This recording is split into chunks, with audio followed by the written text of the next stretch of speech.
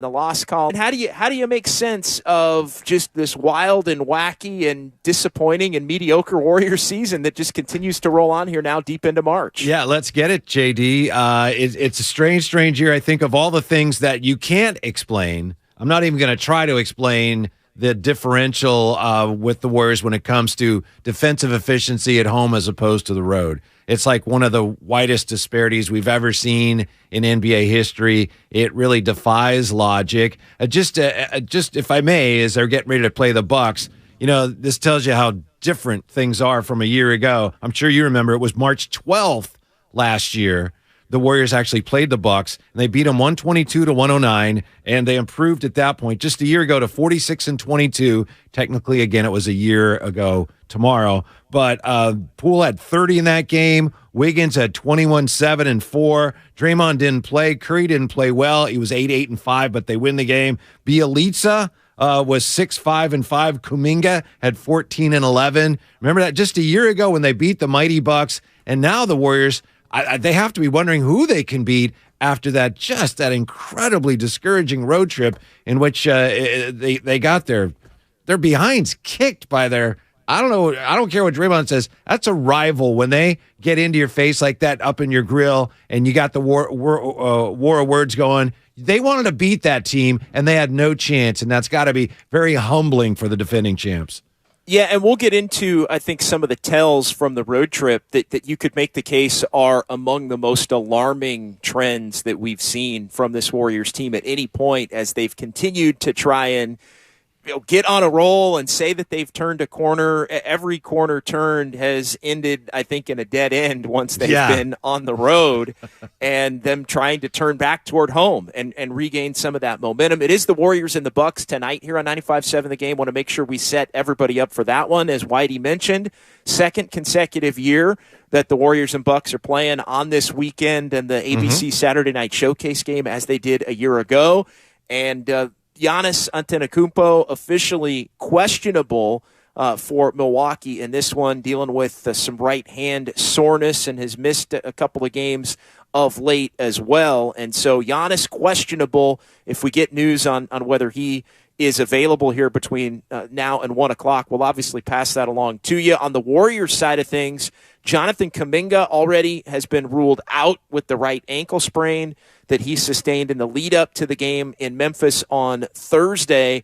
Warriors, of course, still going to be without Gary Payton II and Andrew Wiggins. Wiggins due to the personal reasons, and Gary Payton II, of course, the right adductor soreness. GP2 set to be reevaluated if you go from the previous announcement. The 1 month mark from when the Warriors said it would be a month is Monday. So expect a GP2 update at some point here, likely in the next couple of days, but still no Wiggins. We'll see about Giannis, and a big game for the Warriors here as they find themselves now, Whitey, looking at the standings with 15 games to go. They are 7th in the Western Conference. And they're lucky they're not 8th because Minnesota lost an overtime game. Yeah, Minnesota dropped out and dropped behind the Warriors, lost in overtime to Brooklyn, one of many confounding losses for the Timberwolves this season, many of them at home to inferior and shorthanded opponents, which are the reason why the Timberwolves are in the position that they're in. They fall back to 34-34, but the Lakers got a win late last night, and they've won 3 in a row. So the Lakers now just a game back of the Warriors, but the Warriors, as it stands right now, tied for 7th. Tied for 6th in the West, but technically 7th with Dallas, both 34-33, a half game behind the Clippers. And I think at this point, you can call the dogs off with the next 2 games at home and then 5 more on the road, given the way the Warriors have played away from Chase Center. I think 5 right now is the highest that the Warriors are going to be able to do. Phoenix is 8 games over 500 and trending in an upward direction, even with Kevin Durant out. And, at this point, it goes one of 2 ways, and it's really been stuck in this middle ground, Whitey, for the majority of the season, in the sense that are the Warriors going to start winning road games and push themselves in a positive direction, or are they going to start losing home games? And they've got Milwaukee and Phoenix, 2 really good teams coming in, although potentially shorthanded coming in these next 2. And if they start not winning their home games, this thing could go careening down the mountain, even when it looked like maybe the Warriors were at their most optimistic that they were going to be able to turn it around. Yeah, I heard you talking about that yesterday with Steiny. Interesting point you raised, as always. I've been saying, as you know, since November, boy, they need to add if they're going to have a shot at a championship. They didn't really do that. They GP2 is here, but he's not playing yet. And my point is, they're not adding people; they're actually losing people. Wiggins not playing for whatever reason, and then Lamb right now not on the roster, and then Kuminga hurt, and Peyton's not available. So you're actually losing people, so it's hard to see them mounting any kind of push unless they start getting bodies back. And even if they do get Peyton back, and even if Wiggins does come back at some point, it's going to take him a while to ramp up to be able to actually play basketball. So of those two things, especially given that they're playing the Bucks and the Suns next, I would think the more likely is they start to stumble a little bit at home. Hopefully not, but it was just a really, really discouraging road trip where they looked lost at times. And Steve Kerr, we talked to him this week on the afternoon show, he sounds like he's just out of ideas right now. Yeah, and again, he was so confident that this was legitimately going to be the time that they turn it, coming off of the 5-game homestand and the 5-0 and getting to a season high 4 games over 500. I mean, we were talking about it a week ago, coming off of the wins against the Clippers and the Pelicans to close out that homestand as they looked ahead on the road. And you'd look no further than the first quarters, Whitey, in all 3 of these games on the road. They get beat 33-18 in the first quarter against the Lakers. That winds up being the difference in the game. Really, the first and third quarters where the Warriors poor defensively in that first quarter, but can't score. 18 in the first, 18 in the third against the Lakers. They give up 40 to the Thunder and then spend the bulk of the time in the postgame talking about how unacceptable it was and how things had to change and it had to get better. And then they give up 48 to Memphis without 2 starters in a game where Draymond's running his mouth in the lead up and Dylan Brooks is running his mouth, and the Warriors love to act as if they're beneath the Grizzlies, but then they come out in what I called, and I'll reiterate it right now, that was a gutless effort for the Warriors against the Grizzlies, knowing that, yeah, you may like to play the role that the Grizzlies are beneath you, and it may even be true because they haven't won squat and you've won 4 championships and knocked them out of the playoffs last year, but to not have a more forceful effort against a team that you knew was going to come at you, even shorthanded themselves, and to get down and have that first quarter be so ugly with so many defensive miscues, with a lack of effort really defending the ball out on the perimeter, and the Grizzlies just getting whatever they wanted on the interior from 3-point range. I mean, I can't remember, and this is a term I've used a lot with other teams, the Warriors to me looked like some of the low-level, Brooklyn with Kyrie earlier in the year when they just going through the motions, and Dallas and the Clippers, gutless efforts for a lot of these other teams with regularity over the years. The Warriors, I think, have been immune to that because they've played at such a high level and their competitiveness is rarely ever questioned. I think it's fair to question their competitiveness over the course of these last 3 games, and it started right from the jump when they've already had problems, even in the home games they won in the first quarters. Whitey, I can't explain it other than it was gutless. Yeah, you can't quibble with that. I think one of the most encouraging things about the homestand and the winning streak was the fact that they were getting some defensive traction. And we talked about it. Even Ron Adams asked about it on TV. He said, they're playing with juice all of a sudden. So you could understand why Steve Kerr would feel like, finally, they're understanding what needs to be done. They're listening to me. They understand the urgency. Then they go out on the road. And you're right, the early deficits.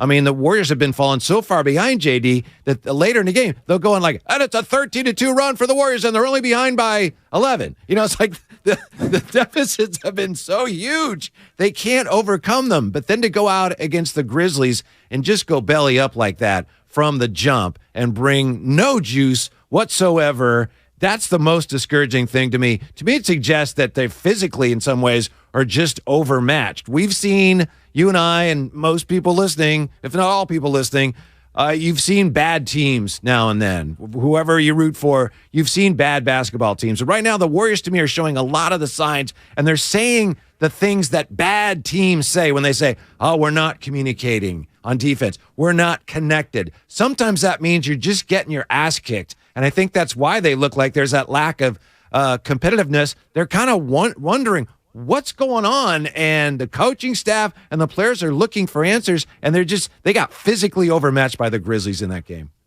888-957-9570. It's John Dickinson. It's Whitey Gleason. 888-957-9570. That is the phone number to give us a call or shoot us a text here. It's Warriors This Week on 95.7 The Game with 15 games to go. How do the Warriors salvage this thing? Do you believe at this point that the Warriors are capable of salvaging this season? They're still going to have to do it shorthanded. Although among the many more alarming things about this road trip, and we're getting into it as they return home to face the Bucks tonight, I can't tell you how many times, Whitey, this season, and in particular in the last week, and for all of the problems that Jordan Poole has had, and I know they don't have Wiggins, and the young players didn't really contribute at the beginning of the year, and Kuminga was starting to come along, and now he's hurt. For all of the excuses, reasons, different things you want to bring to the table that are all fair, this team the last 3 games has had Steph Curry and Klay Thompson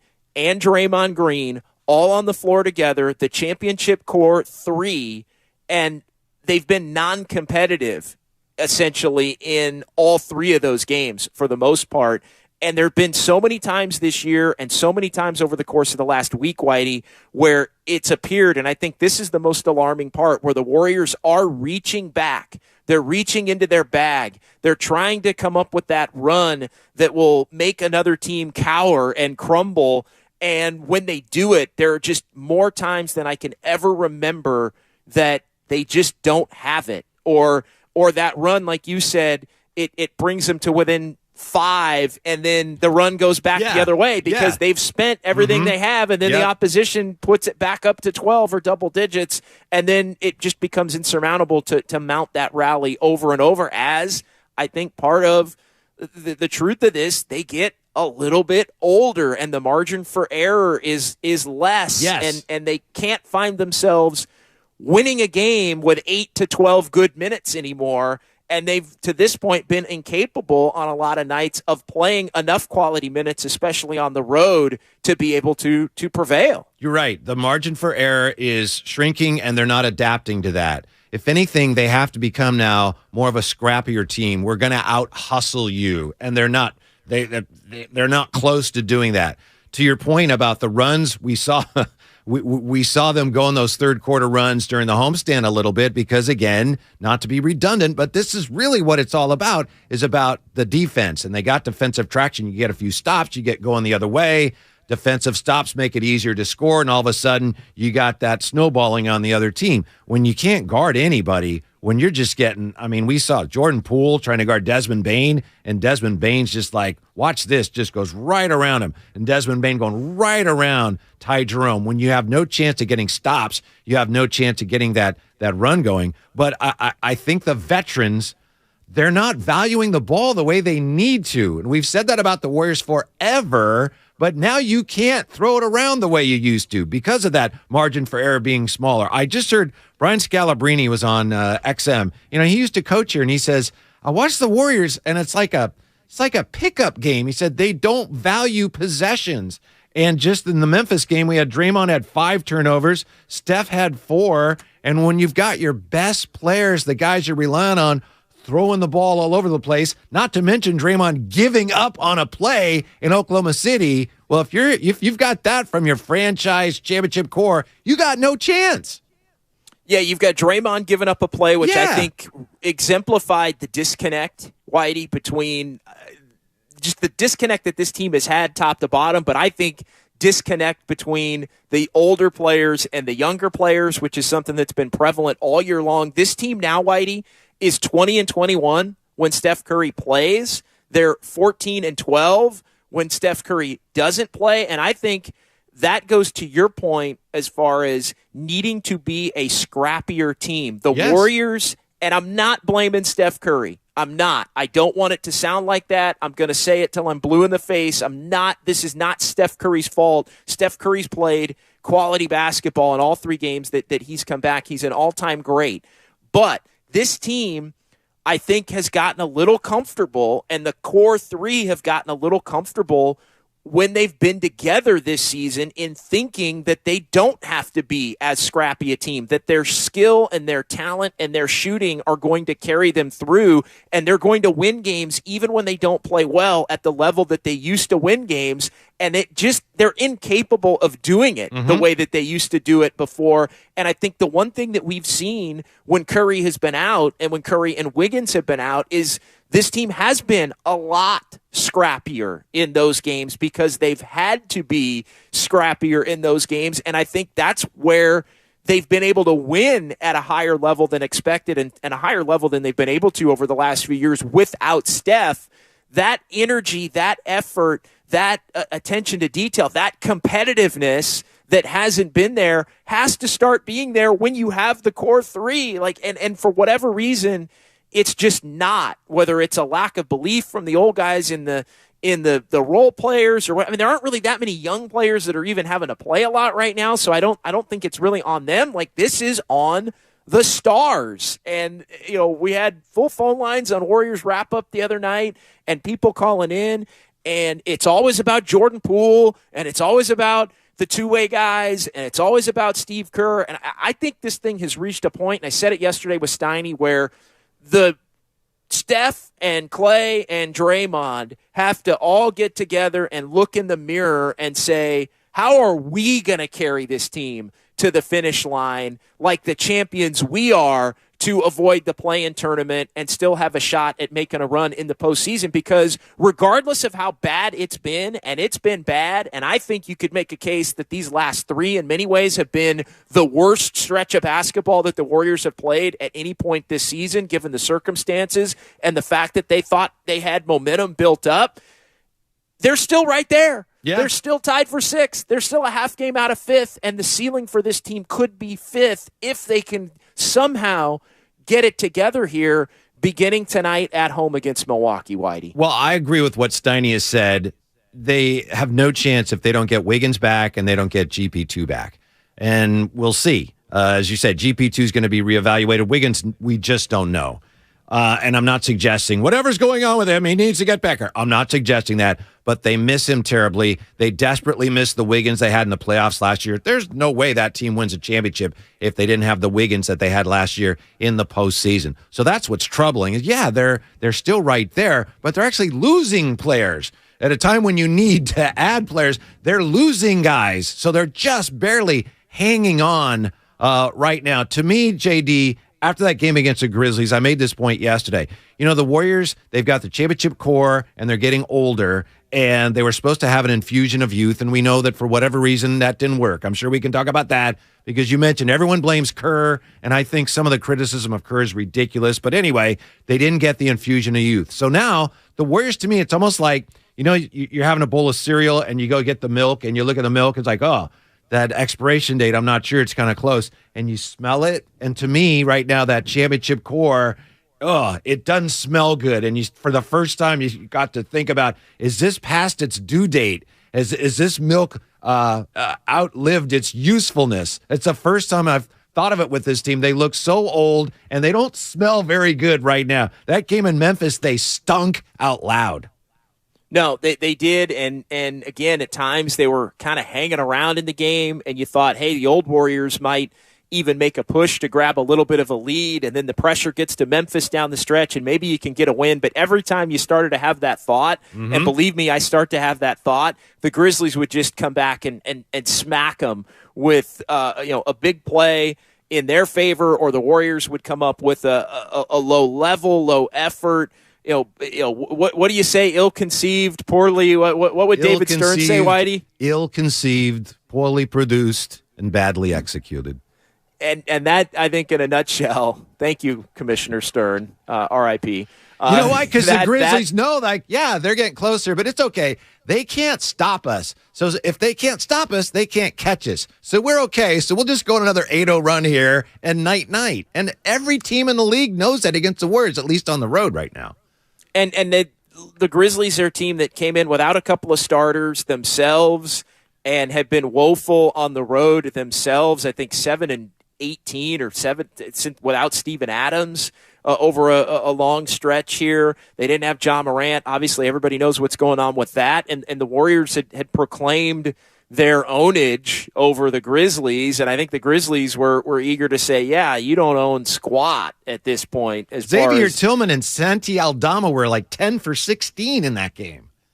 Yeah, and the Warriors are going to get another shot at them a week from tonight, and that goes to the point of the schedule now where the Warriors had created a little bit of an advantage with the 4 games over 500, and the inability really to win a single game of the 3 has now put them back in a position where they better win at least one of the next 2, if not both, because they got 5 more games coming up on the road. And, if this team can't stop the bleeding again at home in these next 2 against Milwaukee and Phoenix, then it's the Clippers on the road. It's Atlanta on the road. It's Memphis again on the road. It's Houston. Okay, yeah, the Warriors actually got a win in Houston earlier in the year. Maybe that's a game that you think they can get. And then Dallas, which is a big game for playoff positioning and tiebreaker purposes as well, with the Warriors and Mavs only playing 3 times this year. The season series is split right now at a game apiece.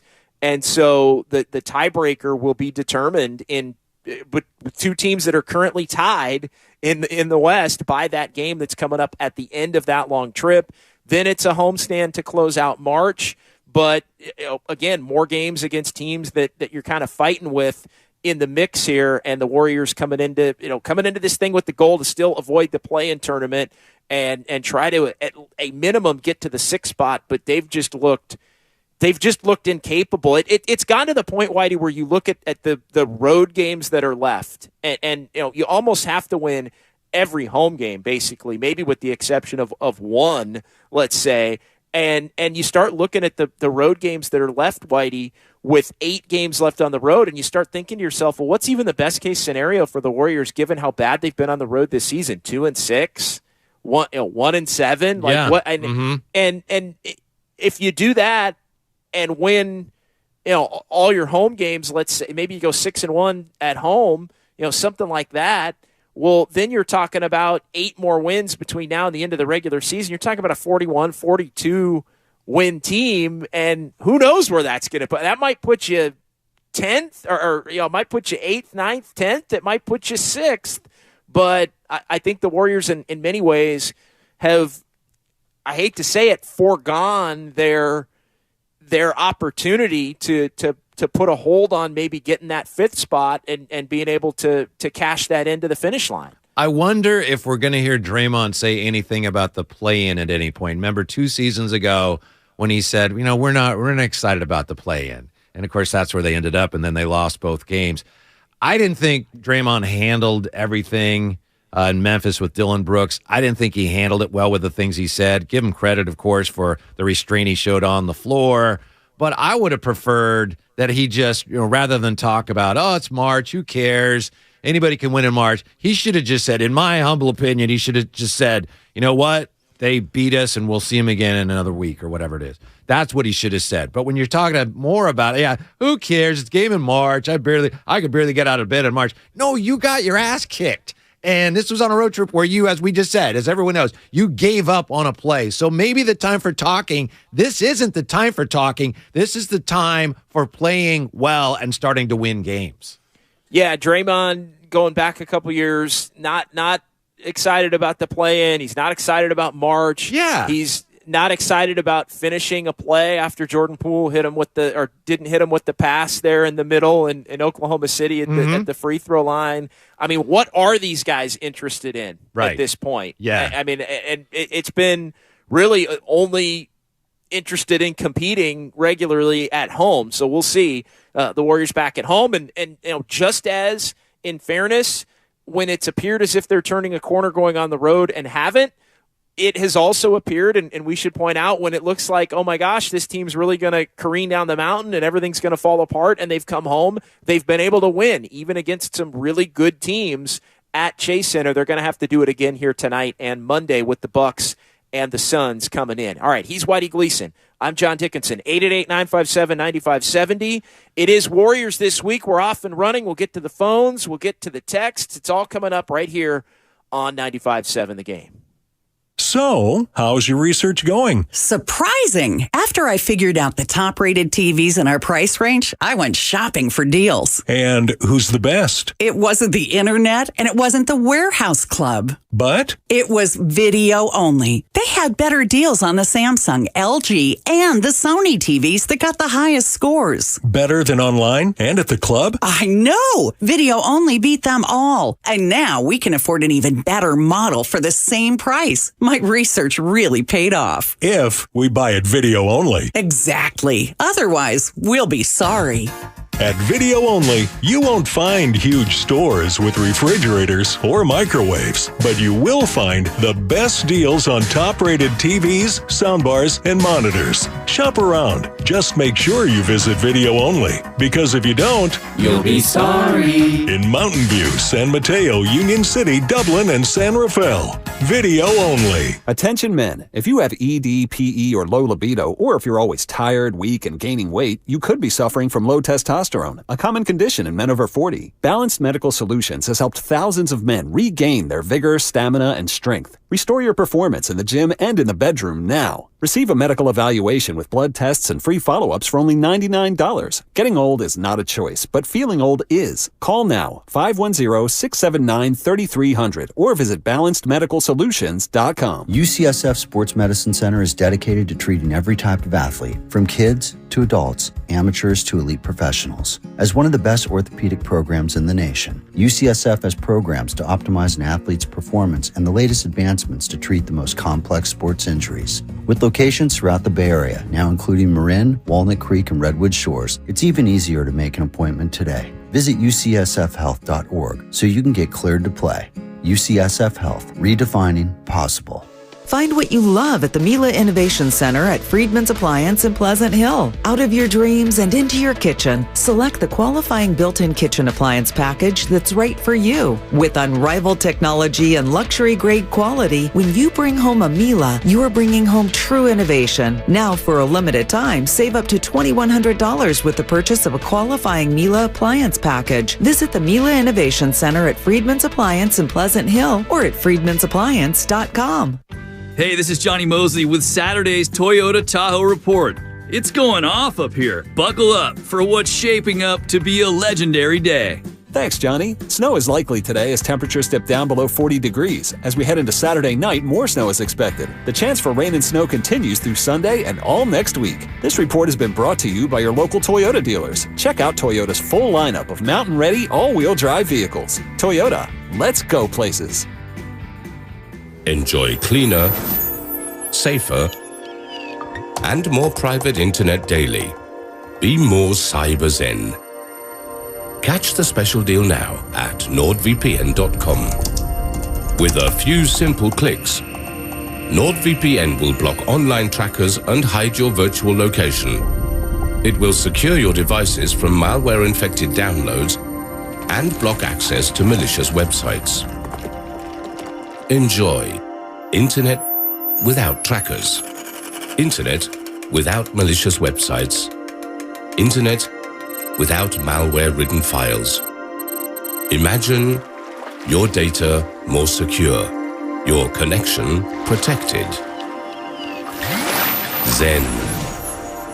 Catch the special deal now at nordvpn.com. NordVPN, cybersecurity built for every day. Marvel Studios' action-packed blockbuster, Black Panther, quickly became a global sensation and cultural phenomenon, delivering a new dimension of what superhero films could be.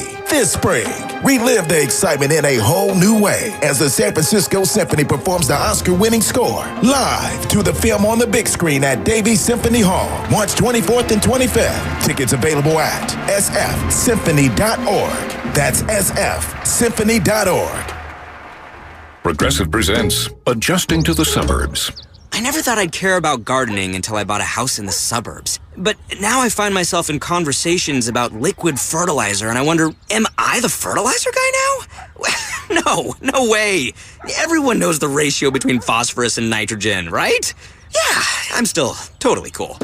Anyway, when you save with Progressive by bundling your home and auto, that's the easy part of adjusting to the suburbs. Progressive Casualty Insurance Company coverage provided and serviced by affiliates and third-party insurers. Okay, so how crazy high are these gas prices right now, right? I mean, I filled up my car the other day, and I thought for that price, I could buy a couple of pairs of Skechers and pretty much walk everywhere. Plus, unlike gas, not only is Skechers affordable, they also last a really long time. Skechers are extremely durable, and many are machine washable, and they're so comfortable. With comfort features like Skechers' famous air-cooled memory foam, Relax Fit, Wide Fit, Arch Fit, plus so many other fits and features. Find your perfect pair of Skechers at a Skechers store, Skechers.com, or wherever stylish footwear is sold. Diabetes, high blood pressure, anxiety meds, everyone's on them. If you're a 50-year-old male, maybe a bit porky, and you may even have type 2 diabetes, $1 million of term insurance may only cost you about $200 a month. Call Term Provider. Speak with Big Lou at 800-200-1966. Big Lou will find a term life policy for you even if you have type 2 diabetes, are overweight, or have high blood pressure. Term Provider has helped thousands of people like you who think they can't afford term life insurance. To buy $1 million of affordable term life for you, all you need to do is call Big Lou at 800-200-1966. Lou will make sure the scales are tipped in your favor. Call 800-200-1966. Big Lou will answer your call and work to fit you into a term life policy that you can afford. Remember, Big Lou's like you. He's on meds, too. Call 800-200-1966. 800-200-1966.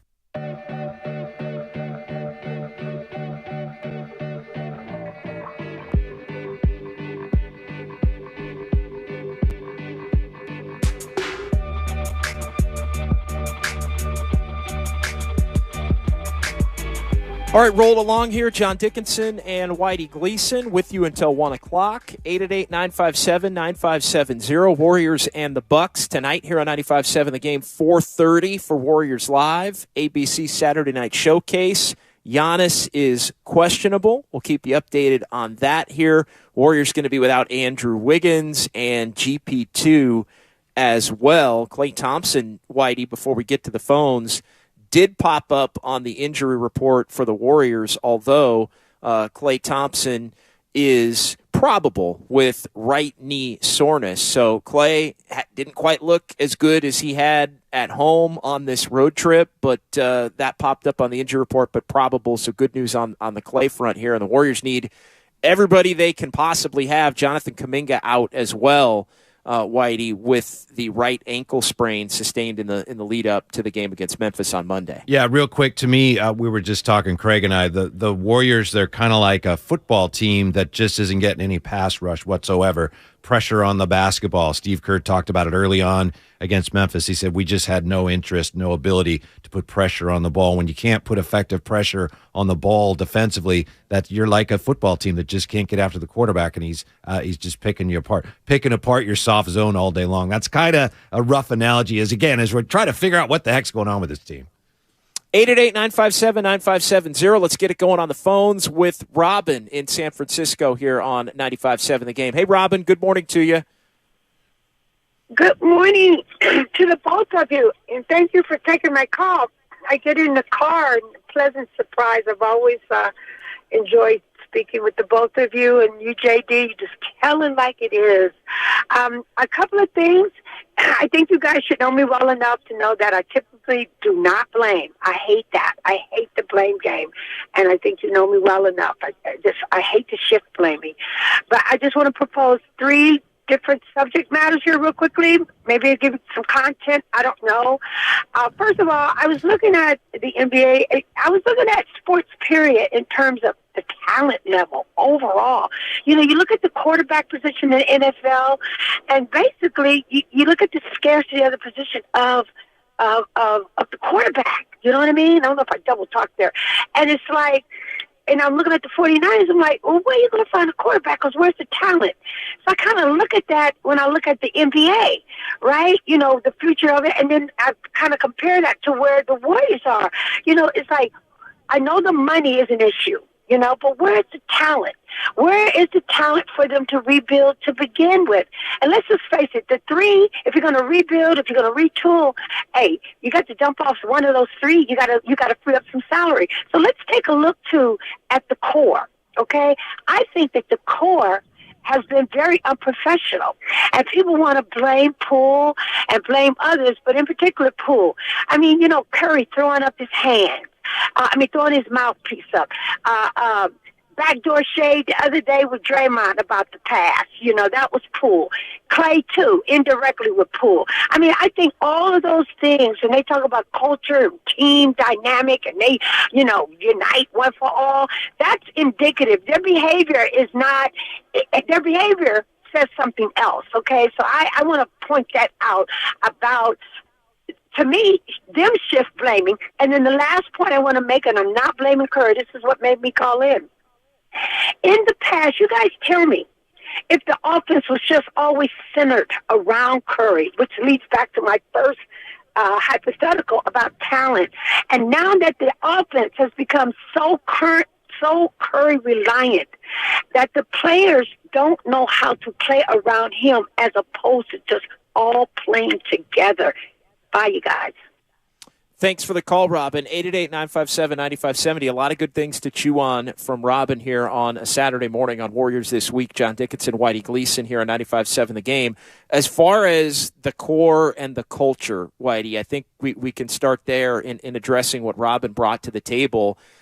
There has just been a profound disconnect between the older players and the younger players. And I'd always considered Jordan Poole as, and I think Wiggins is one of these guys too, who's in that in-between age. He isn't in his, neither one of them are in their 30s, but they both have played enough to where, they play with the veteran players a lot more than they're the bridge players. And I think with Wiggins not being around and having a little bit of a down season and in-between season in and out of the lineup when he had been playing, they haven't had that stability from Wiggins to bridge the gap between the old and young. Jordan Poole's had a down year, and I think there has been, and I know Steiny's addressed this a lot in his mind, a harshness and angst, if you will, between the old and young as far as some of the mistakes that are made that have in a lot of ways crippled this team and kind of crippled the ability for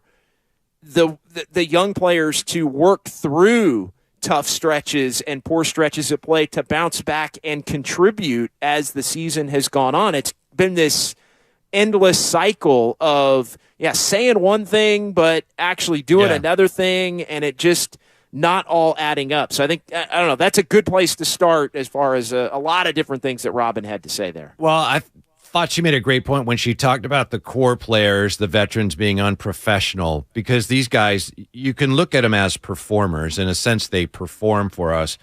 Musicians, when they're on stage, sometimes somebody will make a mistake, but a musician is never supposed to on stage acknowledge, like, look at somebody funny if they miss a beat or play the wrong note. It's really bad form to call attention to someone else's mistake on stage when you're playing music. That's basically what Steph, in the instance that Robin mentioned, and what Draymond did this week, that's what they're doing, and there's just no reason for it. Especially, you would think maybe a young player would do that, and you'd have to say, hey, you know what?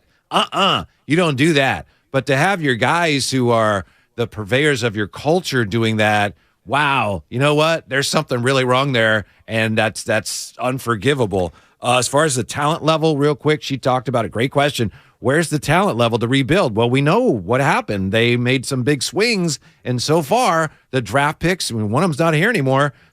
James Wiseman and Kuminga are supposed to be among the players that we're supposed to bring in the new wave of talent. It just hasn't worked out so far. And as far as the offense being Curry-centered, maybe to me, the biggest problems are at the other end, though, JD. The biggest problems are at the other end. However, I will say, and I know it does seem a little bit off. The Warriors scored 110 in Memphis and 128 in OKC and only 105 against the Lakers. But yes, the defense has been the biggest problem. But I also think the offense, there just has not been the flow, and it's as if, Curry does what Curry does, and he's awesome, and he's gotten his numbers, and I think done it in a manner that we're all very used to seeing and efficiently and all of that. But I do feel like the rest of the offense at times has been out of sync or playing like they believe they have all this margin for error to take that first quick shot. Like I think the shot turnovers have been back in a big way. And it's especially important, as bad as this team has been defensively, to take good shots.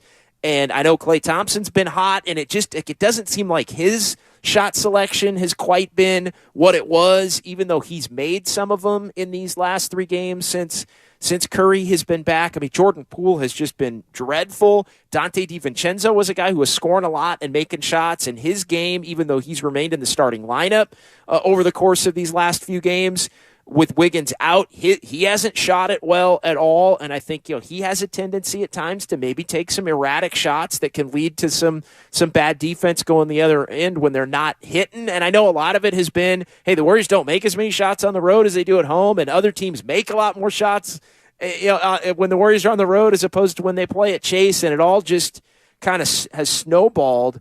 But the offense has been, I think, a little bit imbalanced in terms of the shots and what other guys are getting aside from Steph Curry. And I think it has worked hand in hand with the bad defense and has hamstrung the Warriors defense from being able to maximize their potential when they've already been pretty bad. Yeah, I'll agree. I just don't know how much of it is Curry related, maybe more than I'm willing to admit right now. But I agree. The offense, they just have not been generating the quality of shots that they need to. Some of that is because they're so small. I think they're over-reliant on threes. And also, when you're not defending, you don't get the easier baskets in transition.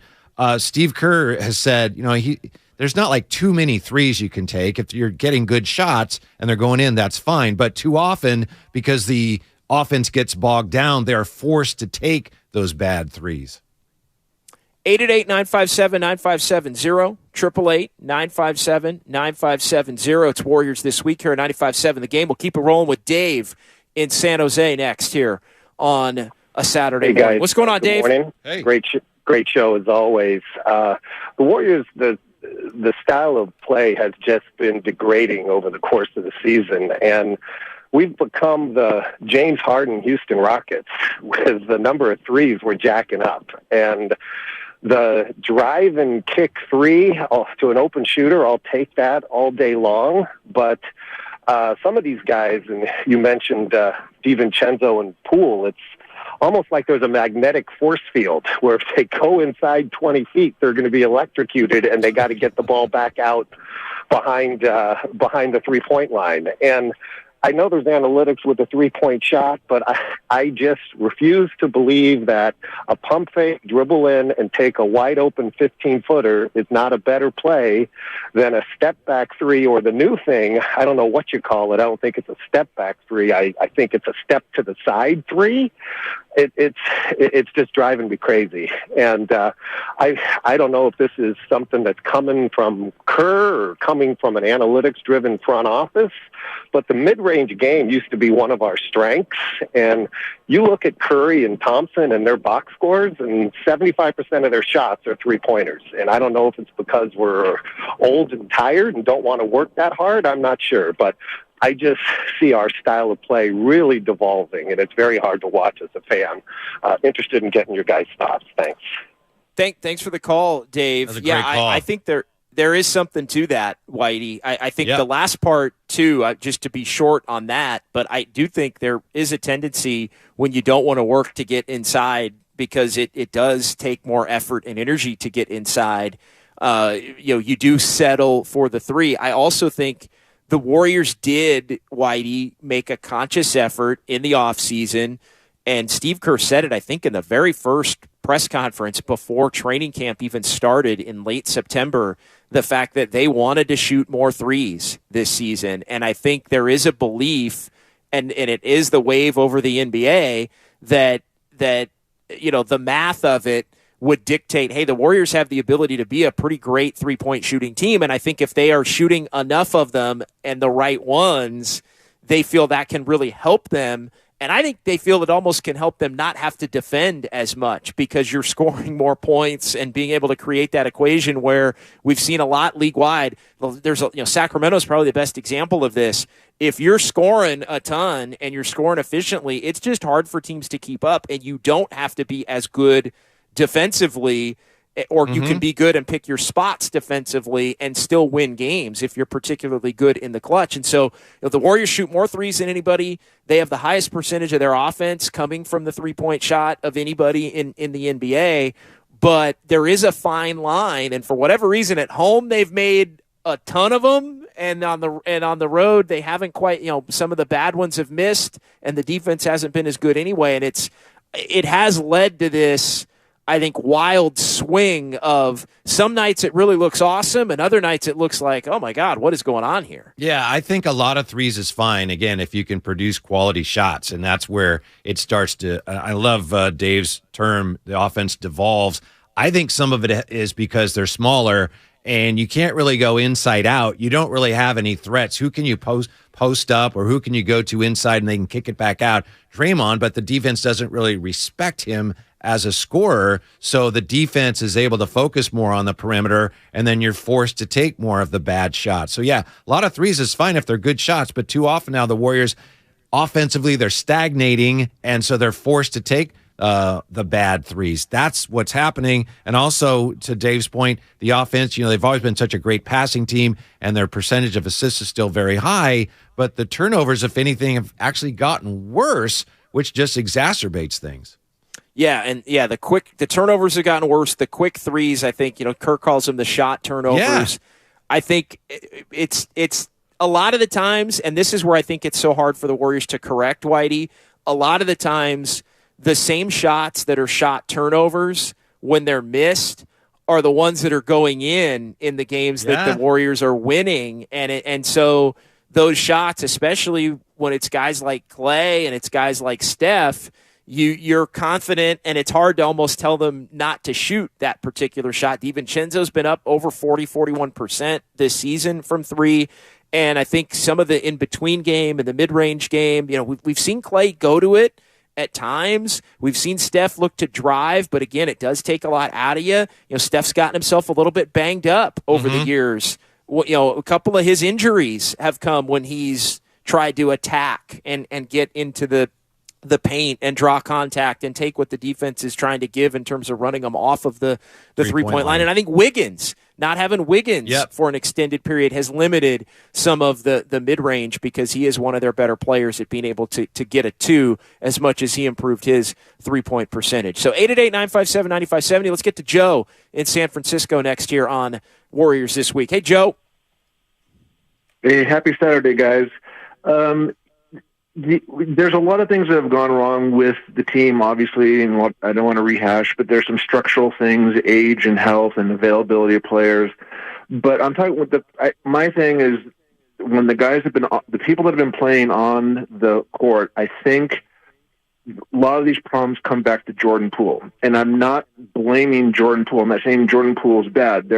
Think of it like a cook or a chef preparing something. You can have great pieces, quality items, but they don't go together. You can have a great steak, but you don't blend it into a chocolate cake. It doesn't. So he's great and talented, but so many of the problems have been with the way that he plays with the rest of the team. He's neither a one nor a two. He's ball dominant. We've seen this dysfunction with the other players. And I just think there's some structural problems with this team that have to be addressed around Jordan, especially looking forward. And I don't want this to be a Jordan Poole crush-a-thon, but he's neither a rookie nor he's one of the old cores. But he's not paid right now like a ton, but he's going to be paid a ton. He's needed, but he's also lost them games. And so there's this funky dynamic, and the reason is the two times when they've had a hot streak this year, at the beginning of the new year and a couple weeks ago, Steph was not on the team, wasn't playing. And I think that's because when Jordan Poole can run and be more who he is, you stitch together these win streaks. But when he has to blend in, it causes a lot of problems. And I don't know how they're going to, because this is going to be something they're going to have to deal with next year and moving forward. What do you guys think? I think it's an excellent phone call, and thanks for the call from Joe in the city. I think Joe nailed it, Whitey. Jordan Poole has been a player that has helped the Warriors, although he's had a down year overall. He's been a player that has helped the Warriors much more when they've been shorthanded, and he's been worse when they've been closer to whole. And I think he is maybe the biggest reason why is the record better without Steph than with Steph? Well, part of it is Jordan Poole plays much better. Again, whether he's in for Steph or in for Clay, it doesn't mean the Warriors are necessarily a better team, or they should be. But, yeah, he's been a bigger problem when the Warriors have been closer to whole, and he's had to dip down into being a sixth man or a guy that has to limit his game or fit his game into a box more, working with other more talented players. I agree with Joe 100%, and I've been talking about Jordan Poole, and as Joe said, it's not that you're blaming him for everything, but he's such a bad fit that it throws a lot of other things out of whack. He's a bad fit for the Warriors. At the risk of oversimplifying, just to use Joe's words, which I agree with, he said Jordan Poole is ball dominant, and he certainly can be. The Warrior offense is about, as Saint always tells it, player movement, ball movement. Player movement, ball movement. You got a guy who's ball dominant. He's not a good fit. The Warriors are about selfless defense at the other end. I know this year that's been a struggle. He's not a good defender at all. So they have needed him, and he helped them win a championship last year, no question. There have been stretches this year where they've needed his offense, but there are so many times this year where, yeah, the veterans have been unprofessional the way they've reacted to it, but it's clear that Draymond and Steph and Clay, even Coach Kerr at times, they're just frustrated with him because he doesn't really fit the Warrior way. He's the one guy that they rely on that doesn't do it naturally the way they do it, so that causes some friction and it tends to throw things off. It's not the total reason why they're struggling, but I do think it's an issue for this team, and I think it's right there in front of us every game. Yeah, 925 on the Xfinity mobile text line. Poole is a volume shooter. He's inefficient, and a lot of nights he is. And when Poole was really contributing last year and earning the contract that he received that's going to pay him that average of $30 million a year once next year kicks in and the deal begins, a lot of that was he was really efficient. But it was, for the most part, if you remember, it was two stretches. It was a stretch at the beginning of the year where he was awesome playing the two alongside Steph Curry because Klay Thompson had not yet returned from injury, and he was extremely efficient. Everybody typically plays better with Steph, so Steph and Jordan, that backcourt worked, and it even worked defensively with the other players that the Warriors could put around them to a point where the offense was good, the defense was capable, and it was working. The other stretch where Poole really got going was this time last year when Steph was out and Poole was the lead guard in place of Steph. And if you remember the in-between time, that in-between 2 months of Klay came back, he's in the starting lineup, he's trying to find himself, the Warriors are trying to find themselves with Klay, Poole's got to go back and be a sixth man, and that was a part of the year where he really struggled. And remember, it was first week of March, there was that press conference in Dallas at shoot-around where he was just despondent and a little curt and like, I got to figure it out. I'll figure it out. And everybody was worried about Jordan Poole at that point, and then he got it going. And he, from the last, I think, 6 weeks of the year, he led the NBA in three-point percentage. He basically, while not that player throughout the course of his career from three, Whitey, he basically was Steph from three for that last 4 to 6 weeks of the regular season, and he was playing for Steph after Steph got injured, came back in the playoffs, and playing so well in that role that the Warriors brought Steph Curry off the bench in the playoffs for the first couple of games because Poole was playing so well. The inability to adjust, and he's had a down year overall, but the inability to make the adjustment, I think with when the Warriors have had Steph and Klay and the lineups now dictate that that when he's out there with Clay, that's a problem. Those two can't coexist. Offensively, it's bad because they're both hunting shots in ways that don't complement the other. Defensively, it's bad because Poole's just a bad defender, and I think it puts Clay in more compromising positions as well, where he has to be protected at a greater level than he ever has. So I think it has led to this fundamental flaw on both ends, Whitey. And JD, you touched on one of the keys too. You pointed out that when Steph came back last year for the postseason, he came off the bench. Yeah, Poole was playing well, but also remember, Steph made it pretty clear. He didn't mention Jordan Poole by name, but he made it clear, I'm trying to show that anybody should be willing to come off the bench. And it was pretty clear who he was talking about. Just on this road trip, Jordan Poole was coming off the bench. And to my eye, he just didn't bring any juice. They need him when he's a sixth man to come in and have an immediate impact on the game. And Jordan Poole as a sixth man, sometimes it's like, where is he? I even asked Coach Kerr about that on Wednesday.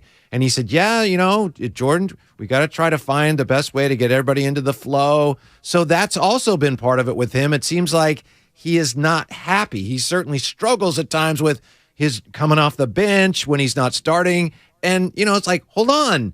The Warrior way is if we need you to come off the bench like Andre Iguodala, you got to do that. Steph Curry tried to show you that, and I think that's another reason why it's a bad fit. I'm just not sure he's that interested in that. All right, he's Whitey Gleason. I'm John Dickinson. We're interested in doing 2 more hours with you here on 95.7 The Game, 888-957-9570.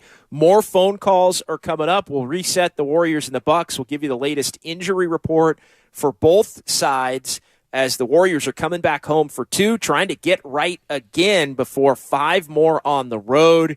And it's all coming up right here on 95.7 The Game. Did you know that most people wait 6 or 7 years before they buy a new TV?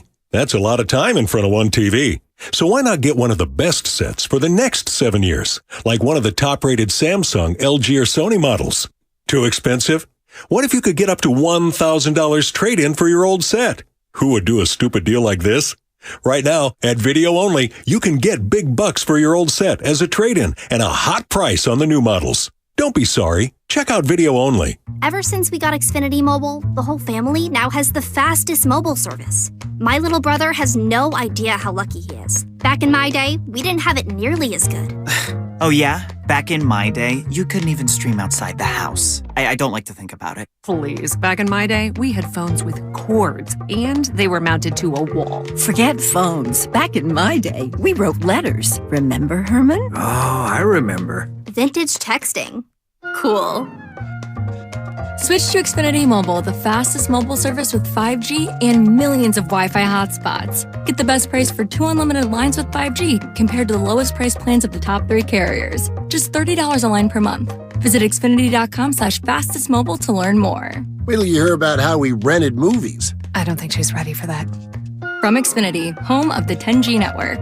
Restrictions apply. Xfinity Unlimited intro service and Xfinity Internet required. Taxes and fees extra. Reduced speeds after 20 gigabytes of usage. Data thresholds may vary. Diabetes, high blood pressure, anxiety meds, everyone's on them. If you're a 50-year-old male, maybe a bit porky, and you may even have type 2 diabetes, $1 million of term insurance may only cost you about $200 a month. Call Term Provider. Speak with Big Lou at 800-200-1966. Big Lou will find a term life policy for you even if you have type 2 diabetes, are overweight, or have high blood pressure. Term Provider has helped thousands of people like you who think they can't afford term life insurance. To buy $1 million of affordable term life for you, all you need to do is call Big Lou at 800-200-1966. Lou will make sure the scales are tipped in your favor. Call 800-200-1966. Big Lou will answer your call and work to fit you into a term life policy that you can afford. Remember, Big Lou's like you. He's on meds, too. Call 800-200-1966. 800-200-1966. Bay Area Panthers football is back. Indoor fun at the SAP for the whole family. Season opener, Sunday, March 26th, versus the Arizona Rattlers. Presented by Mary West Credit Union. First 1,000 fans get a Panthers foam claw. Tickets on sale now at BayAreaPanthers.com. I'm JR of CBS Sports Radio, and I want to introduce you to a new podcast titled Agents of Inclusion, brought to you by Special Olympics, Odyssey, and JR Sport Brief Productions. Every Wednesday, we'll be speaking with a different Special Olympics athlete to share their stories of perseverance, accomplishment, and path towards inclusion. We don't want you to just listen. We want you to become an active agent of inclusion as well. Special Olympics, Agents of Inclusion. Find it on the Odyssey app or wherever you get your podcasts.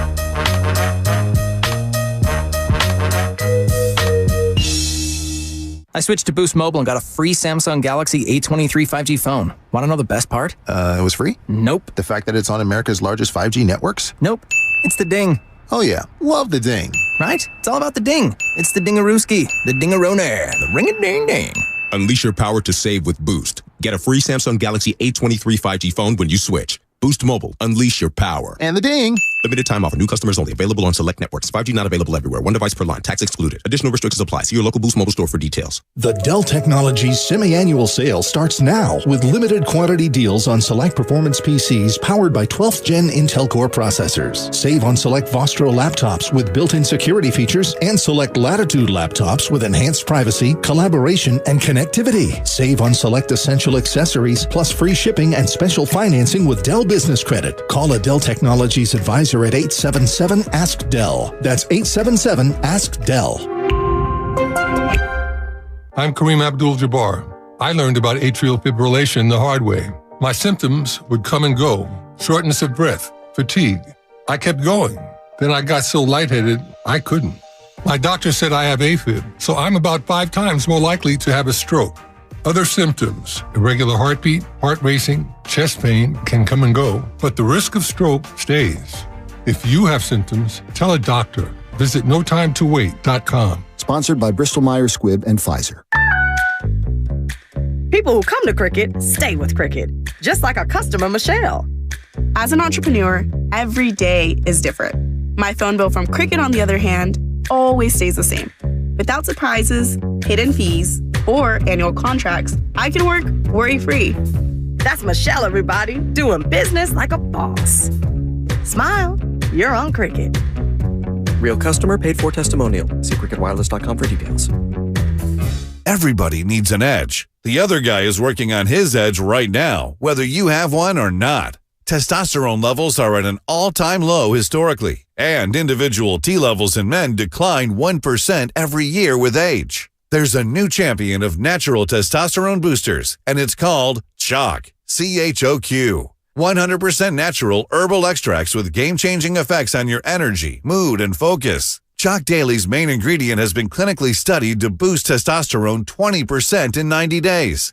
Supercharge your masculinity with higher T and a massive boost of energy by taking CHOQ's Male Vitality Stack every day. Take the 90-day CHOQ Challenge and reap the benefits of the reigning champion of natural men's health with CHOQ's Male Vitality Stack. For a very limited time only, CHOQ, C-H-O-Q, is giving our listeners a 30% discount with promo code USA. That's CHOQ.com, code USA, for 30% off while supplies last. You're listening to 95.7 The Game, KGMC FM and HD1 San Francisco.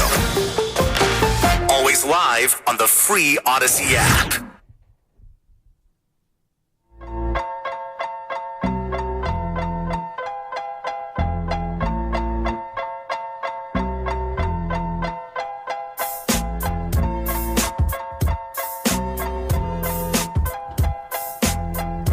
It's John Dickinson and Whitey Gleason. It's hour number 2. We're flying through here on a Saturday morning here on 95.7 The Game and on into the afternoon. We're with you until 1 o'clock. We're getting you set up for the Warriors and the Bucks, which are coming your way at 5:30.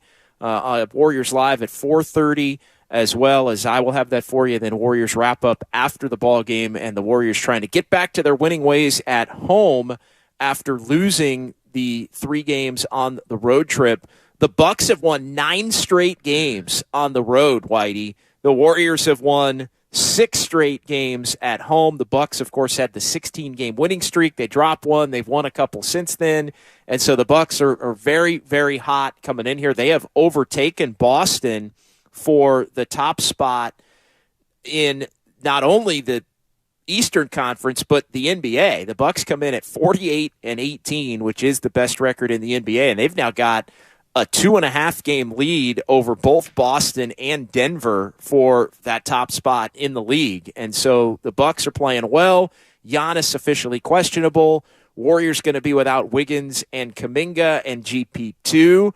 And so this team's going to have to find it again here at home, but they're going to have to do it shorthanded against a team that's been the hottest in the NBA over the last month. The Bucks are a phenomenal defensive team, and I was looking at some numbers today. Virtually at every spot on the floor, they're among the best teams in the league. So it's going to be a real struggle tonight, potentially. Bucks, by the way, 20-12 on the road. They're 20-12 on the road this year. But the Warriors, maybe silver lining if they get no Giannis. I'd love to see Giannis play, but if you don't get Giannis and then you don't get Durant, got to take advantage of those breaks if you get them. Yeah, and Durant, unfortunately, is going to be out. He sprained his ankle in warm-ups in what was going to be his home debut for the Suns on Wednesday. Suns have a big one tonight against Sacramento. They've been trying to chase down the Kings at the top of the Pacific Division here and do have a couple of head-to-head wins against Sacramento this season. So this is the third of their 4 meetings. That's a big game that's going to be going on simultaneously with the Warriors game in the West. But unfortunate for Durant, who still, Whitey, has yet to play in Chase Center since his departure from the Warriors with fans. There was a one game back in February of 2021 during the pandemic where fans were still not allowed back in buildings. Cardboard and Durant fans, right? We had cardboard fans. Yeah, and digital fans, right? Cardboard fans and digital fans. Remember they had the screens that were so popular in the bubble where there would be, you'd have your screens of Was that people the Dub kind of Hub? lining the court. Didn't they call it like the Dub Hub or something? Yes. Yeah. So Durant did get the Dub Hub, and I think Brooklyn got a win over the Warriors in that matchup back in February of, might have been late January, but February of 2021 when there were no fans in Chase Center. So Durant again gonna missed earlier in the year with Brooklyn back in January, and then the trade to Phoenix. Phoenix still had the one game left, but Durant not going to be able to go as he'll be reevaluated coming up here in a couple of weeks as the Warriors face the Suns on Monday, and then it's right back out onto the road. Is this thing still salvageable for the Warriors? Why has it gotten so bad on the road? And something that tends to come up a lot, the disconnect between old and young. We've kind of honed in on that here, Whitey, throughout the course of the first hour plus of the show. Let's get back to the phones, 888-957-9570. Couple of lines open, but let's get it rolling here with Tim in Raleigh, our buddy Tim, joining in the conversation here on 95.7 The Game. What's going on, Tim? Hey, Tim. What's up, guys? How y'all doing? Good. Hey, I really agree with Robin when she called earlier. First, as it relates to Jordan Poole, Jordan has to look in the mirror and determine if he wants to be an all-around player, because defense is all effort. He needs to get in the weight room. He needs to get stronger. That is what he must do. As far as his other parts of his game, the young man has been completely herky-jerkied around for the last year and a half, and you almost have to give him a pass on that. 1 minute, you got to be the facilitator. Clay and Steph is out. The next minute, we need you to carry the team in scoring. The next minute, this kid, you're talking about a mind who has had so much going on in it. You almost have to give him a pass for that. We got to remember that 21-0 run against Boston last year in Game 6. I believe he had 12 of those points. We don't win. And when you don't win a championship because of a person, you figure it out. But you know where you figure it out, JD and Whitey? You figure it out in training camp. You figure it out in the preseason. And what happened then? We got rookies on this team and second-year players on this team. Their introduction to basketball was watching a teammate get knocked out and for the world to see. Right? This is how bad of vets we have, and we keep wondering why there's a disconnect, okay? And this is what they witness. And then they witness these guys talk about the team on podcasts and this and that. And a guy gets a tech for cursing out his own player on the team. And then they play losing basketball, giving up on plays. They don't hustle themselves. But when the rookies do it, they better be held to this high standard. And then we see these rookies, the first 10 games of the season, they weren't playing like they probably should have played, but they get blamed for all the losses when the vets are the one who gave up all the damn losses. Like, you talking about hypocrites. We got Steph throwing a mouthpiece because of Poole. We got Clay talking about him in Japan about, he needs to be humble. And then you got him getting knocked the hell out. in front of the whole world. And we wonder what's going through Kuminga's mind, PBJ mind, Ron Rollins, James Wiseman, like, what in the hell is going on here? But if I make a mistake, I'm getting yanked right out of the game. Nobody never thinks about what has gone on in the mental makeup of those young players, man. And we wonder why it's a disconnect. We could have found a way to utilize James Wiseman and get something out of that guy. We could have found a way. Our vets should have been able to, hey, listen, we got to find a way to maximize the talent on this team. But you know what they did? They whined and they moped and they complained about the team having these young players. Even though they won a championship, they still bitched and moaned about the team. And they never embraced the guys to get the best out of them. So, yes, it's a disconnect. And I don't know how it ever gets fixed this year. Poole, yes, he's having a rough year, guys.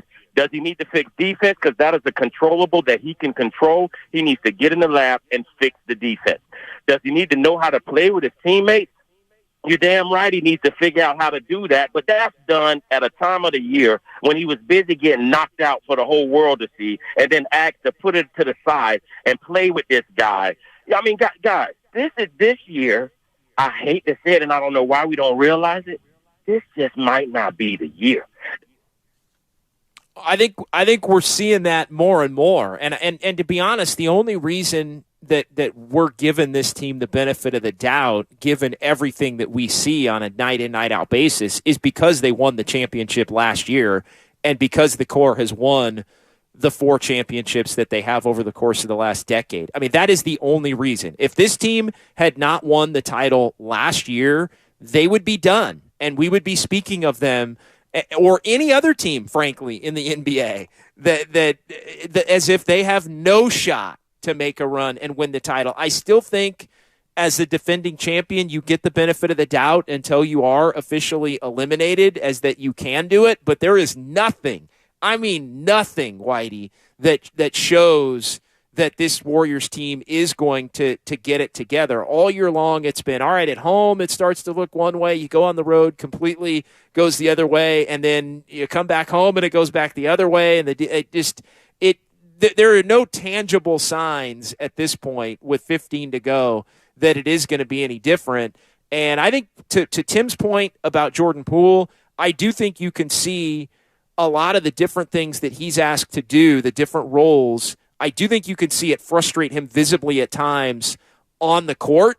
And then I think when they lose, he gets a lot of the blame. And so I think the teammates are kind of blaming him in game, and some of it's his fault because he's playing poorly. But then after the game, I think he feels the weight of a fan base a little bit that always tends to want to put it on him when this team doesn't win, because the star players are essentially immune from any criticism because they've brought so much joy and positivity to the area over the last decade that it's like, well, it can't be their fault. They're just, it's like what Bonte always says, right? Eats for free, right? Steph, Clay, Draymond, like they just eat for free perpetually in the Bay and are going to be totally immune from any kind of criticism. And if that's the case, then you have to find somebody else to criticize.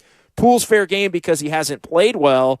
But to Tim's point, yeah, there are a lot of games where he did help him even in the playoffs last year, although it was more up and down once he was asked to be in a bench role. Tim says that Jordan Poole needs to work on his defense. One thing that we do know about Jordan Poole is that he is a hard worker. After his first year, that terrible 15-50 year where it looked like he might not be an NBA player, he worked very hard by all accounts. Everybody with the Warriors said, man, he worked really hard. So he is a hard worker. The other thing about Jordan Poole, if he is a bad fit, as it seems to me sometimes, I'm not even sure that's entirely his fault. He is what he is. I don't know that they should have given him the contract when they did, but be that as it may, here's where we are. So yeah, to my eye, he's not a good fit, but I'm not sure that's all his fault. And as far as Draymond goes and the leadership, I mean, Draymond holds his teammates accountable. Who holds Draymond accountable? Who in the entire organization holds Draymond accountable? I think that's a fair question to ask this year, and I think maybe that's where some of these problems start. Yeah, and I think the only person that really can, I think at times maybe it's been Bob Myers, and Bob Myers has questions surrounding his future, which I think is a cloak that's hung over this team all season. I do think the punch, as much as it does tend to get downplayed, and I don't think it's something that's in the room every day that anybody's really thinking about, but I do think it was something that set a tone to where the undercurrents of the fallout from it are beneath the surface at every turn when other things go wrong. And wouldn't you think, JD, I do that whatever led to the punch, whatever that was, that didn't go away. That's still there. And they go, okay, sorry, I shouldn't have punched you. Yeah, but the issues that led to it, I think, have still been bubbling under the surface all season. No doubt, and I said it at the time, and it was very unpopular to say, and it didn't make what Draymond did right by any stretch. It was completely wrong, and everybody's acknowledged that. But I think to your point, that there is a frustration level that carried over from the way Jordan Poole at times plays and the mistakes he makes and the cockiness and the brashness that he comes to the table with that can be off-putting. And I said it at the time. I think it was something that the veteran players maybe eye rolled at. Would never get to a point where he'd get popped the way that Draymond popped him. And again, wholly unacceptable that it played out that way. But I do think we've seen Clay kind of eye roll at times with Jordan Poole. I mean, Steph Curry got ejected from a game for throwing his mouthpiece because he was ticked off at a Jordan Poole shot attempt.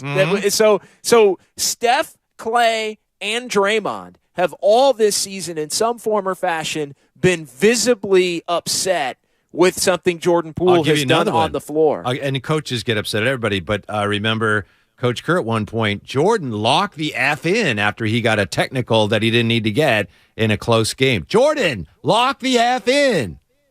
And by the way, just quick note, Jordan Poole did get the technical from Oklahoma City rescinded by the NBA yesterday. The throw of the ball to the official, that tech was rescinded. So I think Poole goes back to 11 technicals on the season. Well, the Warriors got a ton of guys with technicals, don't they? They got a lot of guys with a lot of T's. They are the only team in the league that has 2 in the top 6, I think, of technicals. Draymond now second with 15. Dylan Brooks got to the point where he was suspended for a game earlier in the week because he got to 16 technicals. But, yeah, Jordan Poole among the league leaders in technical fouls. 888-957-9570. 888-957-9570. Let's keep it rolling with Alex in Oakland next here on 95.7 The Game. Hey, Alex. Hey, what's up, fellas? What's up, man? First, everything, a lot of the stuff everybody had to say, is accurate. But the one thing I noticed is the Golden State Warriors are getting Golden State Warrior this year by a lot of teams. And what I mean by that is they're employing the same strategy that they did to become the Golden State Warriors. That strategy is getting put on them. They're a little older. These teams are younger. Young legs are going to be veterans any day, and they aren't recovering. Obviously, earlier in the season, the stuff between Draymond and Poole, the only reason why that's a big deal is because it got out. That stays in-house, you have no problem. The third thing I want to say is about Klay Thompson. I love Klay Thompson. But you guys were saying earlier that when Steph was out and Jordan was in, they was doing good. Then Klay came back, Steph got hurt, Jordan was starting again, and he was flourishing. It's not a problem, but Klay Thompson needs to come off the bench. And because you get more out of Jordan Poole when he's starting. He plays harder. He's a young player, so you got to let him adjust to, that 6-man role. But he plays harder, he plays smarter, and he plays in the flow with the game when he's starting. He just does. He's more effective as a starter. Klay Thompson is the man. Not taking nothing away from Klay. Love Klay. But Klay needs to take a page out of Andre Iguodala's book and come off the bench. Because right now, Poole is just more effective as a starter. All the other minutia around the team, letting the young guys play, that's all that's true. All that's true. But if you know you got a guy that's more effective starting, why isn't he starting? No, I know that's been a topic of conversation at times in the past, and thanks for the call, Alex. But, look, it's just – I mean, Klay Thompson has played up until maybe the last 3 games as well as he's ever played statistically over a 2-month stretch. I know this was a topic a little bit last year. I think it was a fair thing to bring up. I think even earlier in the year when Klay was struggling, it was a fair thing to bring up. It got completely shot down. To me, it's more about combinations of players on the floor together than it is necessarily about who starts. I mean, it's just like the Warriors are not going to put Klay Thompson off the bench. Klay Thompson doesn't want it. I think everybody in the organization knows that even if they tried to broach it, not that it's warranted, Whitey, that Klay would refuse. I think he's got a little bit of Westbrook in him. I think he's got a little bit of Carmelo Anthony in him when those players started to decline, and that he thinks, I'm not going out like that. I'm still a much better player than maybe the actual play dictates that he is. I want to pause there briefly because I think Klay's still playing at a much higher level than any of those two were once it started to become a problem with those other two players. So I don't.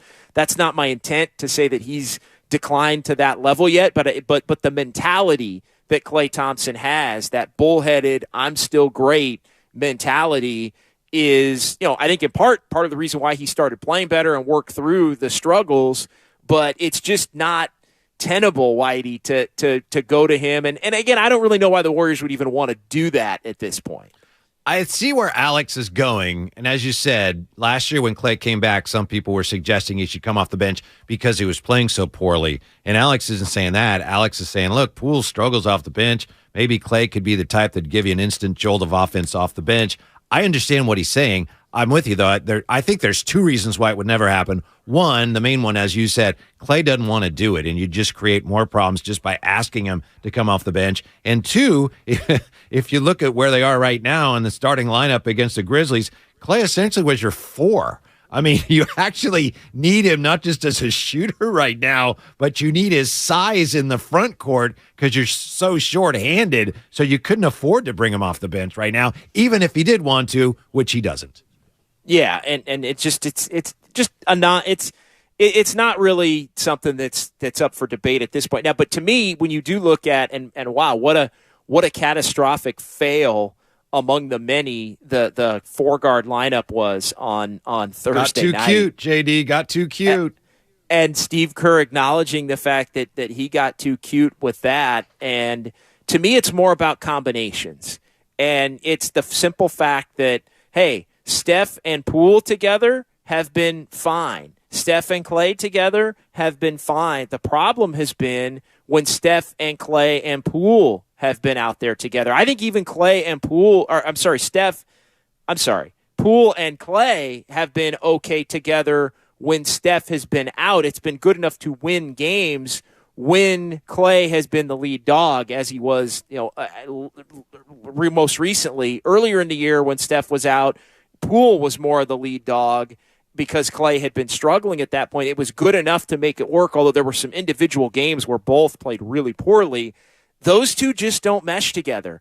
And they don't mesh together when they're on the floor as a backcourt. They don't mesh together when they're on the floor as part of a 3-guard backcourt because the defense is so bad. And then that's where the Warriors really get hit with a lack of size.